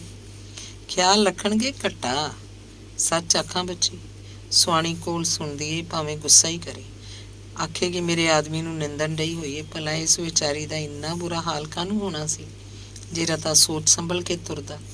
ਇਹਨਾਂ ਆਦਮੀਆਂ ਨੂੰ ਤੇ ਬਸ ਅੱਗ ਲੱਗੀ ਰਹਿੰਦੀ ਏ, ਅਗਲੇ ਦੇ ਮਰਨ ਜੀਣ ਨਾਲ ਇਹਨਾਂ ਨੂੰ ਕੀ। ਪ੍ਰਤਿਮਾ ਕਰਾ ਰਹੀ ਸੀ, ਪਰ ਉਹਦਾ ਧਿਆਨ ਬਰਾਬਰ ਇਹਨਾਂ ਦੀਆਂ ਗੱਲਾਂ ਵੱਲ ਸੀ ਤੇ ਜਿਉਂ-ਜਿਉਂ ਬੀਤੇ ਮਹੀਨਿਆਂ ਵੱਲ ਉਹਦੀ ਨਜ਼ਰ ਜਾਂਦੀ, ਦੋਹਾਂ ਤੀਵੀਆਂ ਦੀਆਂ ਗੱਲਾਂ ਉਹਨੂੰ ਸੱਚੀਆਂ ਜਾਪਣ ਲੱਗ ਪੈਂਦੀਆਂ। ਅੰਗ 30ਵਾਂ। ਫਤਿਹ ਚੰਦ ਦੀ ਬੀਤੀ ਜ਼ਿੰਦਗੀ ਵਰਤਮਾਨ ਦਾ ਰੂਪ ਧਾਰ ਕੇ ਇੱਕ ਵਾਰੀ ਫੇਰ ਉਹਦੀਆਂ ਅੱਖਾਂ ਅੱਗੇ ਆ ਖਲੋਤੀ। ਤਿੰਨਾਂ ਧੀਆਂ ਨੂੰ ਉਂਗਲੀ ਲਾ ਕੇ ਜਿਸ ਤਰ੍ਹਾਂ ਉਹਦੀ ਵਹੁਟੀ ਇੱਕ ਦਿਨ ਇਸ ਘਰ ਨਾਲੋਂ ਸਦਾ ਲਈ ਸੰਬੰਧ ਤੋੜ ਕੇ ਪੇਕੇ ਚਲੀ ਗਈ ਸੀ, ਉਹ ਸਮਾਂ ਉਹਦੀਆਂ ਅੱਖਾਂ ਅੱਗੇ ਫਿਰਨ ਲੱਗਾ ਤੇ ਜਿਸ ਦੁੱਖੋਂ ਸੱਤ ਕੇ ਉਹ ਨਿਕਲੀ ਸੀ, ਉਹ ਕਹਾਣੀ ਵੀ ਉਹਨੂੰ ਚੇਤੇ ਆਈ। ਉਸ ਦਲਿਤ ਦੇ ਦੁੱਖੋਂ, ਜਿਸ ਬਾਬਤ ਸਾਰਾ ਸ਼ਹਿਰ ਜਾਣਦਾ ਸੀ ਕਿ ਫਤਿਹ ਚੰਦ ਦੀ ਕਮਾਈ ਦਾ ਬਹੁਤ ਸਾਰਾ ਹਿੱਸਾ ਉਹਦੇ ਘਰ ਜਾਂਦਾ ਹੈ। ਫਿਰ ਉਹਨੂੰ ਇੱਕ ਹੋਰ ਦਿਨ ਚੇਤੇ ਆਇਆ ਜਦ ਇੱਕ ਪਾਟਾ ਹੋਇਆ ਖੱਤ ਉਹਨੂੰ ਮਿਲਿਆ, ਵਹੁਟੀ ਦੀ ਮੌਤ ਦਾ। ਪਰ ਫਤਿਹ ਚੰਦ ਨੂੰ ਸ਼ਾਇਦ ਇੰਨੀ ਵੇਲ ਨਹੀਂ ਸੀ ਕਿ ਉਹ ਸਹੁਰੀ ਜਾ ਕੇ ਵਹੁਟੀ ਦੀ ਅਰਥੀ ਨੂੰ ਚਾਹੁੰਦਾ। ਉਸ ਤੋਂ ਕੁਝ ਸਮਾਂ ਬਾਅਦ ਉਹਨੂੰ ਵੱਡੀ ਲੜਕੀ ਦੇ ਵਿਆਹ ਦੀ ਚਿੱਠੀ ਆਈ, ਫਿਰ ਛੋਟੇ ਦੇ ਵਿਆਹ ਦੀ। ਪਰ ਫਤਿਹ ਚੰਦ ਨੇ ਡੋਲੇ ਚੜ੍ਹਦੀਆਂ ਬੱਚੀਆਂ ਨੂੰ ਮਿਲਣ ਦੀ ਲੋੜ ਨਹੀਂ ਸਮਝੀ। ਉਹ ਨਹੀਂ ਗਿਆ। ਉਸ ਤੋਂ ਬਾਅਦ ਵਰ੍ਹਿਆਂ ਉੱਤੇ ਵਰ੍ਹੇ ਬੀਤਦੇ ਚਲੇ ਗਏ, ਪਰ ਕਦੀ ਕੋਈ ਚਿੱਠੀ ਉਹਨੂੰ ਸਹੁਰਿਆਂ ਵੱਲੋਂ ਨਹੀਂ ਆਈ। ਮਾਨੋ ਉਹਨੇ ਸਦਾ ਲਈ ਤਿਲਾਂਜਲੀ ਦੀ ਚੂਲੀ ਪਾਤੀ। ਇੱਕ ਹੋਰ ਕੁੜੀ ਦੀ ਆਮਦ ਨੇ ਤਾਂ ਜਿਵੇਂ ਉਹਦੀ ਸੁੱਧ ਬੁੱਧ ਹੀ ਭੁਲਾ ਦਿੱਤੀ। ਹੁਣ ਉਹ ਜੇ ਘਰ ਜਾਂਦਾ ਕਾਹਦੇ ਲਈ? ਕੀ ਜੰਮਦਾ ਰੂਪ ਉਸ ਕੁੜੀ ਨੂੰ ਵੇਖਣ ਲਈ? ਪ੍ਰਤਿਮਾ ਤੋਂ ਛੁੱਟ ਲੜਕੀ ਪੈਦਾ ਹੋਣ ਦੀ ਖੁਸ਼ੀ ਜੇ ਕੋਈ ਕਿਸੇ ਨੂੰ ਹੋਈ ਤਾਂ ਰਾਮ ਰਤਨ ਨੂੰ। ਪ੍ਰਤਿਮਾ ਪਾਸੋਂ ਉਸ ਦਿਨ ਵਾਲੇ ਅਪਮਾਨ ਦਾ ਬਦਲਾ ਲੈਣ ਵਾਲੀ ਜਿਹੜੀ ਅੱਗ ਉਹਦੇ ਦਿਲ 'ਚ ਧੁਖ ਰਹੀ ਸੀ, ਇਸ ਖਬਰ ਨੂੰ ਸੁਣਦਿਆਂ ਹੀ ਉਸ ਅੱਗ ਉੱਤੇ ਪਾਣੀ ਦਾ ਛਿੱਟਾ ਆ ਪਿਆ। ਪਰ ਇੰਨੇ ਕੁ ਛਿੱਟੇ ਨਾਲੋਂ ਬੁਝੀ ਨਹੀਂ। ਬੁਝਾਉਣ ਲਈ ਅਜੇ ਉਹਨੂੰ ਹੋਰ ਬਹੁਤ ਕੁਝ ਕਰਨ ਦੀ ਲੋੜ ਸੀ। ਇਹ ਤਾਂ ਰਾਮ ਰਤਨ ਪ੍ਰਤਿਮਾ ਦੀ ਜ਼ਬਾਨੀ ਸੁਣੀ ਚੁੱਕਾ ਸੀ ਕਿ ਉਹ ਆਪਣੇ ਬੁੱਢੇ ਪਤੀ ਨੂੰ ਕਿੰਨਾ ਕੁ ਪਿਆਰ ਕਰਦੀ ਹੈ। ਪਰ ਦੂਜੇ ਪਾਸੇ ਜਦ ਫਤਿਹ ਚੰਦ ਦੇ ਮੂੰਹੋਂ ਹੋਰ ਵੱਲ ਹਰ ਵੇਲੇ ਪ੍ਰਤਿਮਾ ਦੀਆਂ ਤਾਰੀਫਾਂ ਸੁਣਦਾ ਤਾਂ ਪ੍ਰਤਿਮਾ ਦੀ ਚਾਲਾਕੀ ਦਾ ਖਿਆਲ ਕਰਕੇ ਬਦਲੇ ਦੀ ਅੱਗ ਉਹਦੇ ਅੰਦਰ ਹੋਰ ਦੂਣੀ ਹੋ ਕੇ ਮੱਚ ਉੱਠਦੀ। ਤੇ ਹਰ ਵੇਲੇ ਉਹ ਕਿਸੇ ਐਸੇ ਮੌਕੇ ਦੀ ਢੂੰਡ 'ਚ ਰਹਿੰਦਾ ਜਦ ਪ੍ਰਤਿਮਾ ਦੇ ਵਿਰੁੱਧ ਫਤਿਹ ਚੰਦ ਦੇ ਦਿਲ ਵਿੱਚ ਜ਼ਹਿਰ ਦੀ ਪੋਟਲੀ ਕਿਸੇ ਤਰ੍ਹਾਂ ਟਿਕਾ ਸਕੇ। ਪਰ ਇਹ ਕੰਮ ਉਸ ਲਈ ਇੰਨਾ ਸੌਖਾ ਨਹੀਂ ਸੀ ਜਦੋਂ ਵੇਖਦਾ ਕਿ ਫਤਿਹ ਚੰਦ ਪੂਰੀ ਤਰ੍ਹਾਂ ਇਸ ਵੇਲੇ ਵਹੁਟੀ ਦਾ ਗੁਲਾਮ ਬਣਿਆ ਹੋਇਆ। ਇੱਧਰ ਥੋੜ੍ਹੇ ਚਿਰ ਤੋਂ ਉਹਨੇ ਮਹਿਸੂਸ ਕੀਤਾ ਕਿ ਦੋਵਾਂ ਪਤੀ ਪਤਨੀ 'ਚ ਕਾਫੀ ਫਿੱਕ ਪੈਂਦਾ ਜਾ ਰਿਹਾ, ਤਾਂ ਆਪਣੇ ਮਨੋਰਥ ਦੀ ਕਾਮਯਾਬੀ ਉਹਨੂੰ ਕੁਝ ਨੇੜੇ ਆਉਂਦੀ ਦਿਖਾਈ ਦਿੱਤੀ। ਫਿਰ ਵੀ ਅਜੇ ਉਸ ਲਈ ਆਪਣਾ ਜਾਦੂ ਚਲਾਉਣ ਦਾ ਵਕਤ ਨਹੀਂ ਸੀ ਆਇਆ। ਕਾਰਨ ਫਤਿਹ ਚੰਦ ਨੂੰ ਪੁੱਤਰ ਦੀ ਆਸ ਨੂੰ ਅਜੇ ਤੀਕ ਪ੍ਰਤਿਮਾ ਨਾਲ ਪੂਰੀ ਤਰ੍ਹਾਂ ਬੰਨ੍ਹਿਆ ਹੋਇਆ ਸੀ। ਜਦ ਕਦੀ ਦੋ ਦੋਸਤਾਂ ਦੀਆਂ ਇਸ ਮਾਮਲੇ 'ਤੇ ਗੱਲਾਂ ਹੁੰਦੀਆਂ ਤਾਂ ਫਤਿਹ ਚੰਦ ਅਕਸਰ ਕਿਹਾ ਕਰਦਾ, ਰਤਨ, ਜੇ ਤਾਂ ਰੱਬ ਨੇ ਐਤਕੀ ਲੜਕਾ ਦੇ ਦਿੱਤਾ ਤਾਂ ਮੈਂ ਜਿਉਂਦਿਆਂ 'ਚ, ਨਹੀਂ ਤੇ ਸਮਝ ਲਈ ਦੁਨੀਆ ਨਾਲੋਂ ਮੇਰਾ ਨਾਤਾ ਟੁੱਟ ਗਿਆ। ਫਿਰ ਜਹੰਨਮ 'ਚ ਜਾਏ ਘਰ ਤੇ ਨਾਲੇ ਜਾਏ ਘਰ ਵਾਲੀ। ਜਾਂ ਤਾਂ ਅਫੀਮ ਵਾਲੀ ਡੱਬੀ ਸਾਰੀ ਇੱਕੋ ਦਿਨ ਖਤਮ ਤੇ ਜਾਂ ਫਿਰ ਘਰ-ਬਾਰ ਨੂੰ ਅਲਵਿਦਾ। ਉਹਦੀਆਂ ਇਹਨਾਂ ਗੱਲਾਂ ਨੂੰ ਸੁਣ ਸੁਣ ਕੇ ਰਾਮ ਰਤਨ ਜਿੰਨੀ ਹਮਦਰਦੀ ਤੇ ਤਸੱਲੀ ਉਹਨੂੰ ਦਿੰਦਾ, ਉਨੀ ਉਹਦੇ ਦਿਲ ਨੂੰ ਖੁਸ਼ੀ ਹੁੰਦੀ ਤੇ ਉਹਦੇ ਅੰਦਰੋਂ ਅਰਦਾਸ ਉੱਠਦੀ, ਹੇ ਪਰਮਾਤਮਾ, ਲਿਆ ਇੱਕ ਹੋਰ ਕੁੜੀ। ਤੇ ਅਖੀਰ ਰਾਮ ਰਤਨ ਦੀ ਸੁਣੀ ਗਈ। ਰਾਤੀ ਜਦੋਂ ਫਤਿਹ ਚੰਦ ਨਿੰਮੋ ਝੋਣੀ ਹਾਲਤ 'ਚ ਉਹਦੇ ਘਰ ਜਾ ਢੱਠਾ ਤਾਂ ਰਾਮ ਰਤਨ ਨੇ ਰੱਬ ਦਾ ਦੂਰਾ ਤੀਰਾ ਸ਼ੁਕਰ ਕੀਤਾ। ਮਿੱਤਰ ਦਾ ਹੱਥ ਬਣਾਉਣਾ ਉਹਦਾ ਪਹਿਲਾ ਫਰਜ਼ ਸੀ। ਇਸ ਫਰਜ਼ ਦੀ ਪੂਰਤੀ ਦਾ ਉਸ ਪਾਸ ਜੇ ਕੋਈ ਸਭ ਤੋਂ ਚੰਗਾ ਇਲਾਜ ਸੀ ਤਾਂ ਇਸੀ ਬੋਤਲ ਦੀ ਮਦਦ। ਸੋ ਉਹਨੇ ਇਹੋ ਕੀਤਾ। ਰਾਤ ਦੀ ਰੋਟੀ ਦੋਹਾਂ ਨੇ ਰਲ ਕੇ ਖਾਧੀ। ਫਤਿਹ ਚੰਦ ਬਥੇਰਾ ਕਹੇ ਕਿ ਉਹਨੂੰ ਇੱਕ ਗਰਾਈ ਦੀ ਵੀ ਭੁੱਖ ਨਹੀਂ, ਪਰ ਇਹ ਭੁੱਖ ਆਪਣੇ ਆਪ ਹੀ ਚਮਕ ਪਈ ਜਦ ਉਹਨੇ ਮਾਸ ਦਾ ਪਤੀਲਾ ਤੇ ਸ਼ਰਾਬ ਦੀ ਬੋਤਲ ਅੱਖਾਂ ਅੱਗੇ ਵੇਖੀ। ਪੀਂਦਿਆਂ ਖਾਂਦਿਆਂ ਗੱਲਾਂ ਦਾ ਸਿਲਸਿਲਾ ਛਿੜ ਪਿਆ। ਰਾਮ ਰਤਨ ਨੇ ਉਹਦੀ ਪਿੱਠ ਤੇ ਇੱਕ ਹੌਲਾ ਜਿਹਾ ਥੱਪੜ ਲਾ ਕੇ ਕਿਹਾ, ਉਹ ਹੋਇਆ ਕੀ ਭਰਾ, ਕਿਤੇ ਅਨਰਥ ਤੇ ਨਹੀਂ ਆ ਗਿਆ? ਲੋਕਾਂ ਦੇ ਘਰੇ 10-10 ਧੀਆਂ ਹੁੰਦੀਆਂ ਨੇ। ਇਹ ਭਲਾ ਕਿਹੜੀ ਅੱਲੋਕਾਰ ਗੱਲ ਹੋ ਗਈ ਤੇਰੇ ਨਾਲ, ਜਿਸ ਬਦਲੇ ਡੁੱਬਦਾ ਜਾ ਰਿਹਾ ਤੂੰ ਨਹੀਂ ਜਾਣਦਾ ਰਤਨ। ਫਤਿਹ ਚੰਦ ਨੇ ਠੰਡਾ ਸਾਹ ਭਰ ਕੇ ਕਿਹਾ, ਜਿਸ ਤਨ ਲੱਗੇ ਸੋ ਤਨ ਜਾਣੇ। ਤੈਨੂੰ ਪਤਾ ਚੰਗਾ ਭਲਾ ਮੈਨੂੰ ਇਸ ਬੁੱਢੇ ਬਾਰੇ ਕੋਈ ਚਾਅ ਤੇ ਨਹੀਂ ਸੀ ਕੁੱਦਿਆ ਹੋਇਆ ਵਿਆਹ ਦਾ। ਇਹ ਮਲਾਮਤ ਤਾਂ ਇਸੇ ਕਰਕੇ ਸੇੜੀ ਕਿ ਨਾ ਜਾਣੀਏ ਭੁੰਨੇ ਹੋਈ ਕਿਸਮਤ ਦੇ ਮੋਹ ਠੋਕ ਪੈਣ, ਕੁੱਲ ਵਿੱਚ ਨਾ ਲੈਣ ਜੋਗਾ ਕੋਈ ਹੋ ਜਾਏ। ਪਰ ਕੀ ਪਤਾ ਸੀ ਕਿਸਮਤ ਦਾ ਦਾਅ ਪੁੱਠਾ ਹੀ ਪੈਣਾ। ਹੁਣ ਤੇ ਇਹੋ ਦਿਲ ਕਰਦਾ ਹੈ ਕਿ ਕਿਸੇ ਪਾਸੇ ਮੂੰਹ ਕਰਕੇ ਨਿਕਲ ਜਾਵਾਂ। ਉਹ ਛੱਡ ਵਹਿਮੀਆਂ ਵਾਲੀਆਂ ਗੱਲਾਂ। ਰਾਮ ਰਤਨ ਨੇ ਉਹਦੇ ਗਲਾਸ 'ਚ ਬੋਤਲ ਉਲੱਦਦਿਆਂ ਕਿਹਾ, ਅਖੇ ਸ਼ੁਦਾਈਆਂ ਦੇ ਗਰਾਂ ਵੱਖਰੇ, ਰੱਬ ਦੇ ਘਰ ਥੋੜ੍ਹੇ ਕਿਸੇ ਗੱਲ ਦੀ। ਅਜੇ ਕਿਹੜੀ ਤੇਰੀ ਉਮਰ ਕਿਤੇ 70-72 ਹੋ ਚੱਲੀ, ਐਤਕੀ ਨਹੀਂ ਤਾਂ ਅਗਲੀ ਵਾਰੀ ਸਹੀ। ਤਾਂ ਤੇਰੀ ਸਲਾਹ ਇਸੇ ਉਮੀਦ ਉੱਤੇ ਧੀਆਂ ਦਾ ਵਾੜਾ ਭਰੀ ਚੱਲਾਂ। ਇਹ ਨਹੀਂ ਹੋ ਸਕਦਾ ਰਤਨ। ਹੁਣ ਮੇਰੇ ਕੋਲ ਇੱਕ ਵਾਰੀ ਨਹੀਂ 5 ਵਾਰੀ ਕਿਸਮਤ ਦਾ ਬੂਹਾ ਖੜਕਾ ਕੇ ਵੇਖ ਲਿਆ। ਹੁਣ ਹੋਰ ਜੇਰਾ ਨਹੀਂ ਮੇਰੇ ਵਿੱਚ। ਬਸ ਇਹ ਹੋ ਕਿ ਜਾਂ ਤਾਂ ਇਸ ਜ਼ਿੰਦਗੀ ਦਾ ਖਾਤਮਾ ਕਰ ਲਵਾਂ ਜਾਂ ਫਿਰ ਘਰ ਛੱਡ ਕੇ ਨਿਕਲ ਜਾਵਾਂ। ਪਰ ਘਰ ਕਿਹਨੂੰ ਸੌਂਪ ਕੇ ਜਾਏਗਾ? ਖਸਮਾਂ ਨੂੰ ਖਾਏ ਘਰ, ਜਦ ਛੱਡਿਆ ਗਰਾਂ ਫਿਰ ਕੀ ਲੈਣਾ ਨਾ। ਇਹਨਾਂ ਪਾਗਲਪੁਣੇ ਦੀਆਂ ਗੱਲਾਂ ਦਾ ਕੋਈ ਫਾਇਦਾ ਨਹੀਂ ਭਰਾ। ਗਲ ਪਿਆ ਢੋਲ ਤਾਂ ਆਦਮੀ ਨੂੰ ਵਜਾਉਣਾ ਹੀ ਪੈਂਦਾ। ਉਂਝ ਜੇ ਤੇਰੀ ਤਬੀਅਤ ਬਹੁਤ ਉਦਾਸ ਸੀ ਤਾਂ ਇਹ ਵੀ ਮੈਂ ਤੈਨੂੰ ਸਲਾਹ ਦਿਆਂਗਾ ਕਿ 4 ਦਿਨਾਂ ਲਈ ਕਿਤੇ ਫਿਰ ਤੋਰਾ। ਚਲੋ ਇਹੋ ਸਹੀ, ਪਰ ਇਹ ਤਾਂ ਤੂੰ ਪੱਕਾ ਸਮਝ ਕੇ ਘਰ ਜਾਣ ਨੂੰ ਹਾਲੇ ਮੇਰਾ ਵੱਡੀ ਰੂਹ ਨਹੀਂ ਕਰਦੀ। ਤਾਂ ਫਿਰ ਤੂੰ ਦਫ਼ਤਰ ਦਾ ਕੰਮ ਸੰਭਾਲ ਲਏਂਗਾ ਜੇ ਮੈਂ ਹਫ਼ਤਾ 2 ਹਫ਼ਤਿਆਂ ਦੀ ਛੁੱਟੀ ਲੈ ਕੇ ਕਿਤੇ ਫਿਰ ਤੁਰ ਆਵਾਂ? ਦਫ਼ਤਰ ਦੀ ਭਲੀ ਪੁੱਛੀ, ਪਰ ਕੀ? ਰਾਮ ਰਤਨ ਸੋਚੀ ਪਿਆ ਰਿਹਾ। ਹਾਂ, ਕੀ ਕਹਿਣ ਲੱਗਾ ਸੀ ਤੂੰ? ਰਾਮ ਰਤਨ ਨੇ ਸਮਝ ਲਿਆ ਕਿ ਜੋ ਕੁਝ ਉਹ ਕਹਿਣ ਦੀ ਕਈਆਂ ਦਿਨਾਂ ਤੋਂ ਵਿਉਂਤ ਬਣਾਈ ਬੈਠਾ, ਉਹਦੇ ਕਹਿਣ ਦਾ ਇਹੋ ਮੌਕਾ ਠੀਕ ਹੈ। ਲੋਹਾ ਗਰਮ ਹੋਇਆ ਹੋਇਆ, ਉਹਨੂੰ ਕਿਸੇ ਵੀ ਰੁੱਖ ਮੋੜਿਆ ਜਾ ਸਕਦਾ। ਪ੍ਰਤਿਮਾ ਪਾਸੋਂ ਬਦਲਾ ਲੈਣ ਦੀ ਅੱਗ ਜਿਹੜੀ ਉਹਦੇ ਸੀਨੇ 'ਚ ਕਈਆਂ ਚਿਰਾਂ ਤੋਂ ਸੁਲਗ ਰਹੀ ਸੀ, ਉਹਨੂੰ ਬੁਝਾਉਣ ਲਈ ਇਦੋਂ ਚੰਗਾ ਮੌਕਾ ਸ਼ਾਇਦ ਫਿਰ ਉਹਨੂੰ ਹੱਥ ਨਾ ਲੱਗ ਸਕੇ। ਉਹ ਬੋਲਿਆ, ਇਹੋ ਕਹਿਣ ਲੱਗਾ ਸੀ ਕਿ ਦਫ਼ਤਰ ਦਾ ਕੰਮ ਤਾਂ ਜਿਵੇਂ ਕਿਵੇਂ ਹੋ ਜਾਏਗਾ, ਪਰ ਪਿੱਛੇ ਘਰ ਦਾ ਕੀ ਕਰਕੇ ਜਾਏਗਾ? ਘਰ ਦਾ ਕੀ ਕਰਨਾ? ਅੱਗੇ ਵੀ ਤੇ ਹਫ਼ਤਾ 2 ਹਫ਼ਤੇ ਲਾ ਹੀ ਆਉਣਾ। ਤੇਰੀ ਮੌਜੂਦਗੀ 'ਚ ਮੈਨੂੰ ਕਾਹਦਾ ਫਿਕਰ ਹੈ? ਪਰ ਇਹ ਚੰਗਾ ਨਾ ਹੋਵੇ ਜੇ ਤੂੰ ਇਸ ਵੇਲੇ ਜਾਣ ਆਉਣ ਦਾ ਇਰਾਦਾ ਤਰਕ ਕਰ ਦੇਵੇਂ। ਇਹ ਵੀ ਕੋਈ ਵੱਡੀ ਗੱਲ ਨਹੀਂ ਰਤਨ। ਇਸ ਵੇਲੇ ਜਿਹੜੀ ਮੇਰੇ ਦਿਲ ਨੂੰ ਲੱਗੀ ਹੋਈ ਏ, ਇਹ ਬਾਹਰ ਜਾ ਕੇ ਵੀ ਕਿਹੜਾ ਬੁੱਝ ਜਾਣੀ ਹੈ। ਪਰ ਸੋਚਣਾ ਵਾ ਸ਼ਾਇਦ ਦਿਲ ਨੂੰ ਆਰਜ਼ੀ ਤੌਰ 'ਤੇ ਕੁਝ ਝੁਠਲਾਵਾ ਦੇ ਸਕਾਂ। ਸੱਚੀ ਗੱਲ ਪੁੱਛਣਾ ਭਰਾ, ਮੈਂ ਨਹੀਂ ਉਹ ਸਲਾਹ ਦੇ ਸਕਦਾ ਕਿ ਤੂੰ ਭਾਬੀ ਨੂੰ ਇਕੱਲਿਆਂ ਛੱਡ ਕੇ ਕਿਤੇ ਜਾਏ। ਇਹ ਤੇ ਮੈਂ ਵੀ ਸਮਝਦਾ ਵਾਂ ਕਿ ਇਸ ਹਾਲਤ 'ਚ ਉਹਨੂੰ ਇਕੱਲਿਆਂ ਛੱਡਣਾ ਠੀਕ ਨਹੀਂ, ਪਰ ਕੀ ਕਰਾਂ? ਕੁੱਕੜੀ ਦੇ ਜਦ ਪੈਰ ਸੜਨ ਲੱਗਦੇ ਨੇ ਤਾਂ ਉਹ ਚੂਚਿਆਂ ਨੂੰ ਪੈਰਾਂ ਹੇਠ ਡੋਹ ਲੈਂਦੀ ਹੈ। ਜਾਨ ਨਾਲ ਜਹਾਨ ਹੈ ਰਤਨਾ।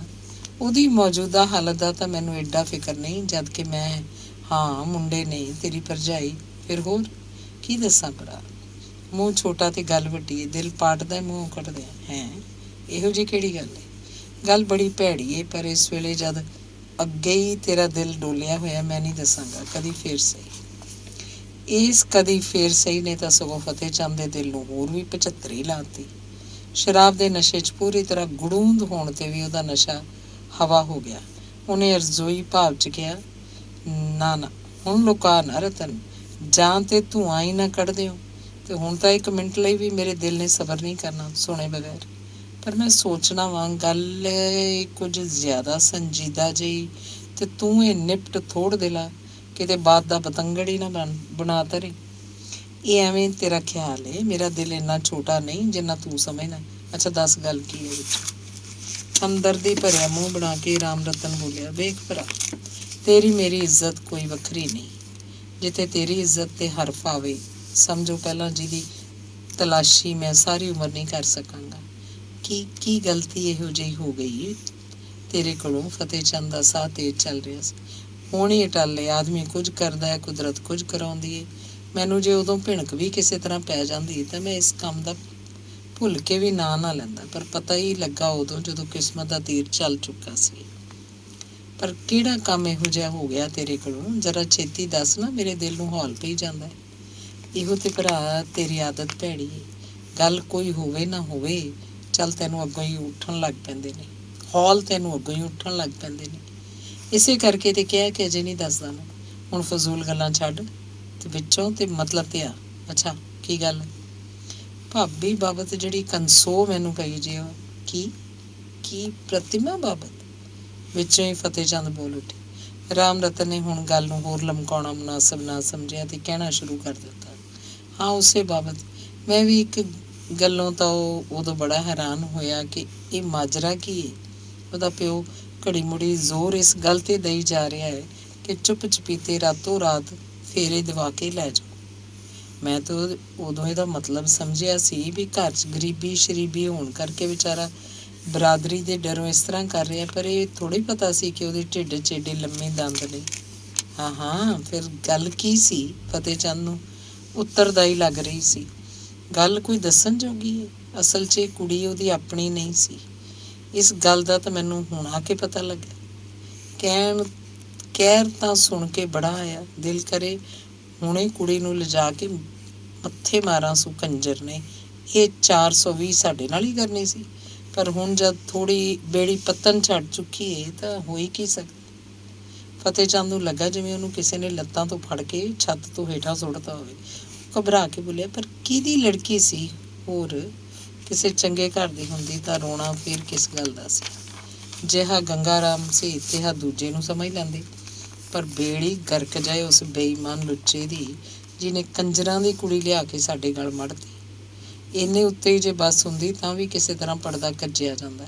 ਸਭ ਤੋਂ ਭੈੜੀ ਗੱਲ ਤਾਂ ਇਹ ਹੈ ਕਿ ਚਾਲ ਚੱਲਣ ਦੀ ਵੀ ਚੰਗੀ ਨਹੀਂ। ਲਾਹੌਰ 'ਚ ਬਹੁਤ ਸਾਰੀਆਂ ਗੱਲਾਂ ਫੈਲ ਚੁੱਕੀਆਂ ਹੋਈਆਂ ਨੇ ਇਹਦੀਆਂ। ਹੈ ਪ੍ਰਤਿਮਾ ਕੰਜਰਾਂ ਦੀ ਧੀ ਏ। ਫਤਿਹ ਚੰਦ ਦੀ ਪੁੜਪੜੀ 'ਚ ਜਿਵੇਂ ਕਿਸੇ ਨੇ ਦੁਨਾਲੀ ਦਾਗ ਦਿੱਤੀ। ਉਹਦਾ ਮੂੰਹ ਟੱਡਿਆ ਹੀ ਰਹਿ ਗਿਆ। ਉਹਨੇ ਚਾਹਿਆ ਕਿ ਗੱਲ ਦਾ ਬਾਕੀ ਹਿੱਸਾ ਵੀ ਸੁਣੇ, ਪਰ ਰਾਮ ਰਤਨ ਨੇ ਮੂੰਹ ਦਾ ਭਾਵ ਐਸਾ ਬਣਾ ਲਿਆ ਜਿਵੇਂ ਹੋਰ ਕੋਈ ਵੀ ਗੱਲ ਮੂੰਹੋਂ ਕੱਢਣ ਤੋਂ ਪਹਿਲਾਂ ਉਹਦੇ ਅੱਥਰੂ ਨਿਕਲ ਆਉਣਗੇ। ਨਾਲੇ ਫਤਿਹ ਚੰਦ ਦੀ ਹਾਲਤ ਵੇਖ ਕੇ ਉਹਨੂੰ ਡਰ ਜਿਹਾ ਲੱਗਣ ਲੱਗ ਪਿਆ ਤੇ ਉਹਨੇ ਚਾਹਿਆ ਕਿ ਗੱਲਾਂ ਦਾ ਸਿਲਸਿਲਾ ਇਸ ਵੇਲੇ ਹੋਰ ਅਗਾਂਹ ਨਾ ਵਧੇ। ਸੋ ਇਸ ਮਤਲਬ ਲਈ ਉਹਨੇ ਫਤਿਹ ਚੰਦ ਨੂੰ ਦਬਾ ਦਬ ਪਿਆਣੀ ਸ਼ੁਰੂ ਕਰਤੀ। ਉਹਦੇ ਨਾਂਹ ਨੁੱਕਰ ਕਰਦਿਆਂ ਤੇ ਮੂੰਹ ਸਿਰ ਛੱਡਦਿਆਂ ਵੀ ਉਹ ਧੱਕੋ ਧੱਕੀ ਪਿਆਈ ਹੀ ਗਿਆ ਤੇ ਤਦ ਤੀਕ ਪਿਆਂਦਾ ਗਿਆ ਜਦ ਤੱਕ ਫਤਿਹ ਚੰਦ ਚੁੱਕ ਕੇ ਮੰਜੇ ਤੀਕ ਲੈ ਜਾਣ ਜੋਗਾ ਨਾ ਹੋ ਗਿਆ। ਦਿਨ ਚੜ੍ਹਦਿਆਂ ਹੀ ਸੁਨੇਹਾ ਆ ਪਹੁੰਚਾ, ਪ੍ਰਤਿਮਾ ਦੀ ਹਾਲਤ ਖਰਾਬ ਹੈ, ਛੇਤੀ ਪਹੁੰਚੋ। ਰਾਮ ਰਤਨ ਛੇਤੀ ਨਾਲ ਉੱਠਿਆ ਤੇ ਬਹੁਤ ਸਾਰਾ ਹਲੂਣ ਝੰਜੋੜ ਕੇ ਉਹਨੇ ਫਤਿਹ ਚੰਦ ਨੂੰ ਵੀ ਜਗਾਇਆ। ਇਹ ਤੋਂ ਬਾਅਦ ਜਦ ਇਹ ਦੋਵੇਂ ਤੁਰੇ ਜਾ ਰਹੇ ਸਨ ਤਾਂ ਸਾਰਾ ਰਾਹ ਰਾਮ ਰਤਨ ਫਤਿਹ ਚੰਦ ਨੂੰ ਇਹੀ ਸਮਝਾਉਣੀਆਂ ਦਿੰਦਾ ਗਿਆ, ਹਾਲੇ ਖਬਰਦਾਰ, ਜੇ ਇਸ ਮਾਮਲੇ ਦਾ ਪ੍ਰਤਿਮਾ ਅੱਗੇ ਜ਼ਿਕਰ ਕਰੇ ਜਾਂ ਉਹਨੂੰ ਅਲਫੋਂ ਬੇ ਵੀ ਆਖੇ, ਉਹਦੀ ਹਾਲਤ ਅੱਗੇ ਖਤਰਨਾਕ ਹੈ। ਅਤੇ ਉਹ ਨਾ ਹੋਵੇ ਕਿ ਇਸ ਡੈਸ ਦੀ ਮਾਰੀ ਜਾਨ ਦੇ ਬੈਠੇ ਤੇ ਮਗਰੋਂ ਕੁੜੀ ਸਾਂਭਣ ਦਾ ਪੁਆੜਾ ਤੇਰੇ ਗਲ ਪੈ ਜਾਏ। ਜੋ ਕੁਝ ਕਰਨਾ ਹੈ ਤੇ ਜਿਵੇਂ ਇਸ ਮਾਮਲੇ ਨੂੰ ਨਜਿੱਠਣਾ ਹੋਏਗਾ ਆਪੇ ਮੈਂ ਤੁਹਾਨੂੰ ਦੱਸਾਂਗਾ। ਹਾਲੇ ਮਹੀਨਾ 2 ਮਹੀਨੇ ਜਦ ਤੱਕ ਪੂਰੀ ਸਿਹਤਯਾਬ ਨਹੀਂ ਹੋ ਜਾਂਦੀ ਭਿਣਕ ਵੀ ਨਾ ਕੱਢੀ ਇਸ ਗੱਲ ਦੀ।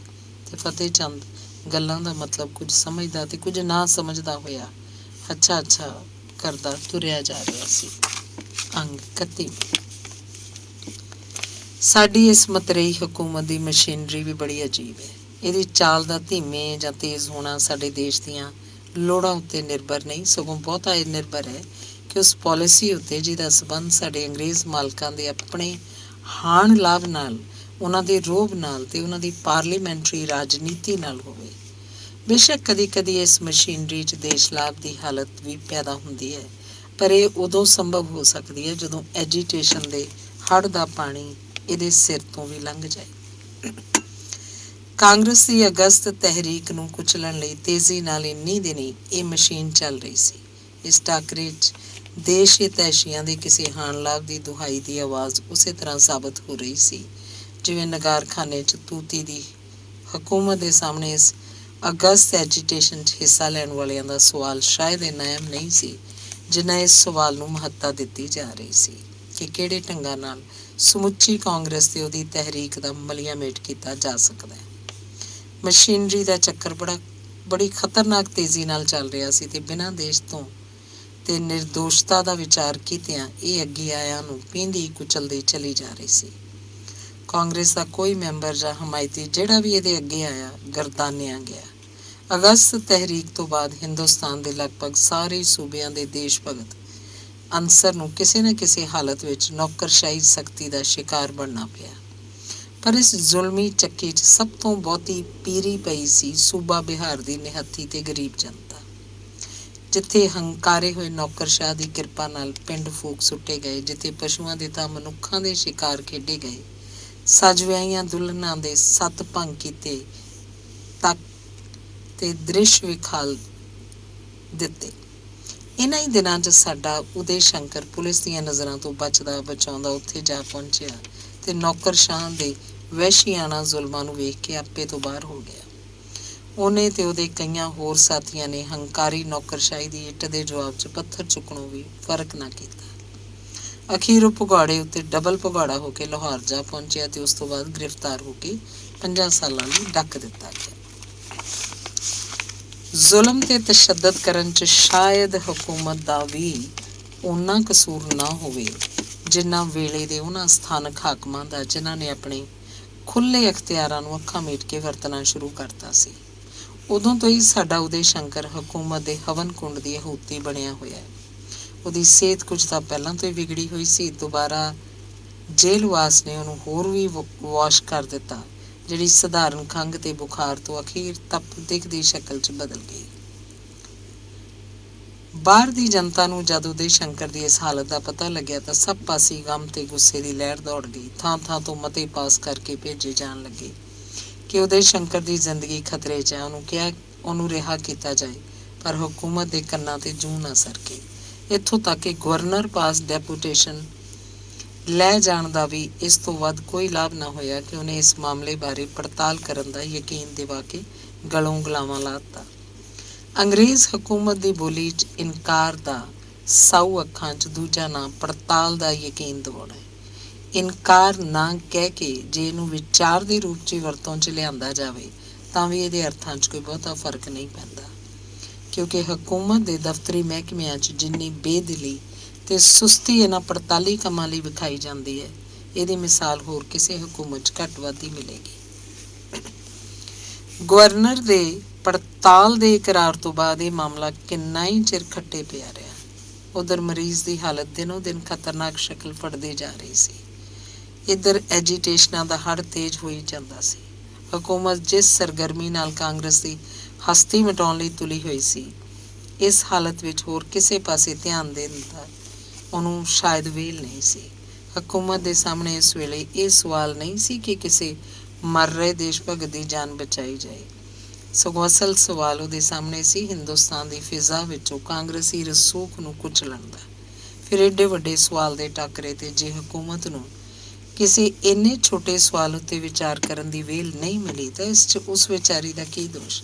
ਆਖਰ ਜਦੋਂ ਉਦੈ ਸ਼ੰਕਰ ਦੀ ਰਿਹਾਈ ਲਈ ਐਜੀਟੇਸ਼ਨ ਦਾ ਤੂਫਾਨ ਵੱਧਦਾ ਗਿਆ, ਦੂਜੇ ਪਾਸੇ ਜੇਲ੍ਹ ਕਰਮਚਾਰੀਆਂ ਨੂੰ ਉਹਦੇ ਬਚਣ ਦੀ ਕੋਈ ਉਮੀਦ ਨਾ ਰਹੀ, ਤਾਂ ਕਿਤੇ ਜਾ ਕੇ ਹਕੂਮਤ ਦਾ ਆਸਣ ਹਿੱਲਿਆ ਤੇ ਉਹਨੇ ਉਸ ਪੜਤਾਲ ਦੇ ਕੀਤੇ ਹੋਏ ਇਕਰਾਰ ਨੂੰ ਅਮਲੀ ਜਾਮਾ ਪਹਿਨਾਉਣ ਦੀ ਹਰਕਤ ਕੀਤੀ। ਪੜਤਾਲ ਹੋਈ ਤੇ ਉਹ ਸਾਬਤ ਹੋ ਗਿਆ ਕਿ ਉਦੈ ਸ਼ੰਕਰ ਸੱਚਮੁੱਚ ਹੀ ਤਪਦਿਕ ਦਾ ਸ਼ਿਕਾਰ ਹੋ ਚੁੱਕਾ ਹੈ। ਉਹਦੀ ਜਾਨ ਖਤਰੇ ਵਿੱਚ ਹੈ। ਹੁਣ ਰਹਿ ਗਿਆ ਉਹਦੀ ਰਿਹਾਈ ਲਈ ਸਰਕਾਰੀ ਐਲਾਨ ਹੋਣਾ। ਆਖਰ ਇਸ ਕੰਮ ਲਈ ਵੀ ਤਾਂ ਕੁਝ ਵਕਤ ਦੀ ਲੋੜ ਸੀ। ਹਕੂਮਤੀ ਕੰਮ ਸੀ, ਮਖੌਲ ਥੋੜ੍ਹਾ ਸੀ। ਕੁਝ ਚਿਰ ਹੋਰ ਇਸੇ ਸਬੰਧ ਵਿੱਚ ਬੀਤ ਗਿਆ। ਛੇਕੜ ਹਕੂਮਤ ਦੀ ਫੁਰਾਕ ਦਿਲੀ ਤੇ ਹਮਦਰਦੀ ਫਲਸਰੂਪ ਇਹ ਐਲਾਨ ਵੀ ਹੋ ਗਿਆ ਤੇ ਇਸ ਤੋਂ ਬਾਅਦ ਇਹਦਾ ਅਮਲ ਦਰਾਮਦ ਵੀ। 5 ਸਾਲਾਂ ਦੇ ਨਾਂ 1.25 ਸਾਲ ਕੈਦ ਭੁਗਤਾ ਕੇ ਉਦੈ ਸ਼ੰਕਰ ਨੂੰ ਰਿਹਾ ਕਰ ਦਿੱਤਾ ਗਿਆ ਤੇ ਉਹਨੂੰ ਪੰਜਾਬੀਆਂ ਦੀ ਖੁਸ਼ਕਿਸਮਤੀ ਸਮਝਣਾ ਚਾਹੀਦਾ ਹੈ ਕਿ ਲੋਥ ਦੀ ਥਾਂ ਉਹਨੇ ਜਿਉਂਦੇ ਉਦੈ ਸ਼ੰਕਰ ਨੂੰ ਰਿਹਾ ਕਰ ਦਿੱਤਾ।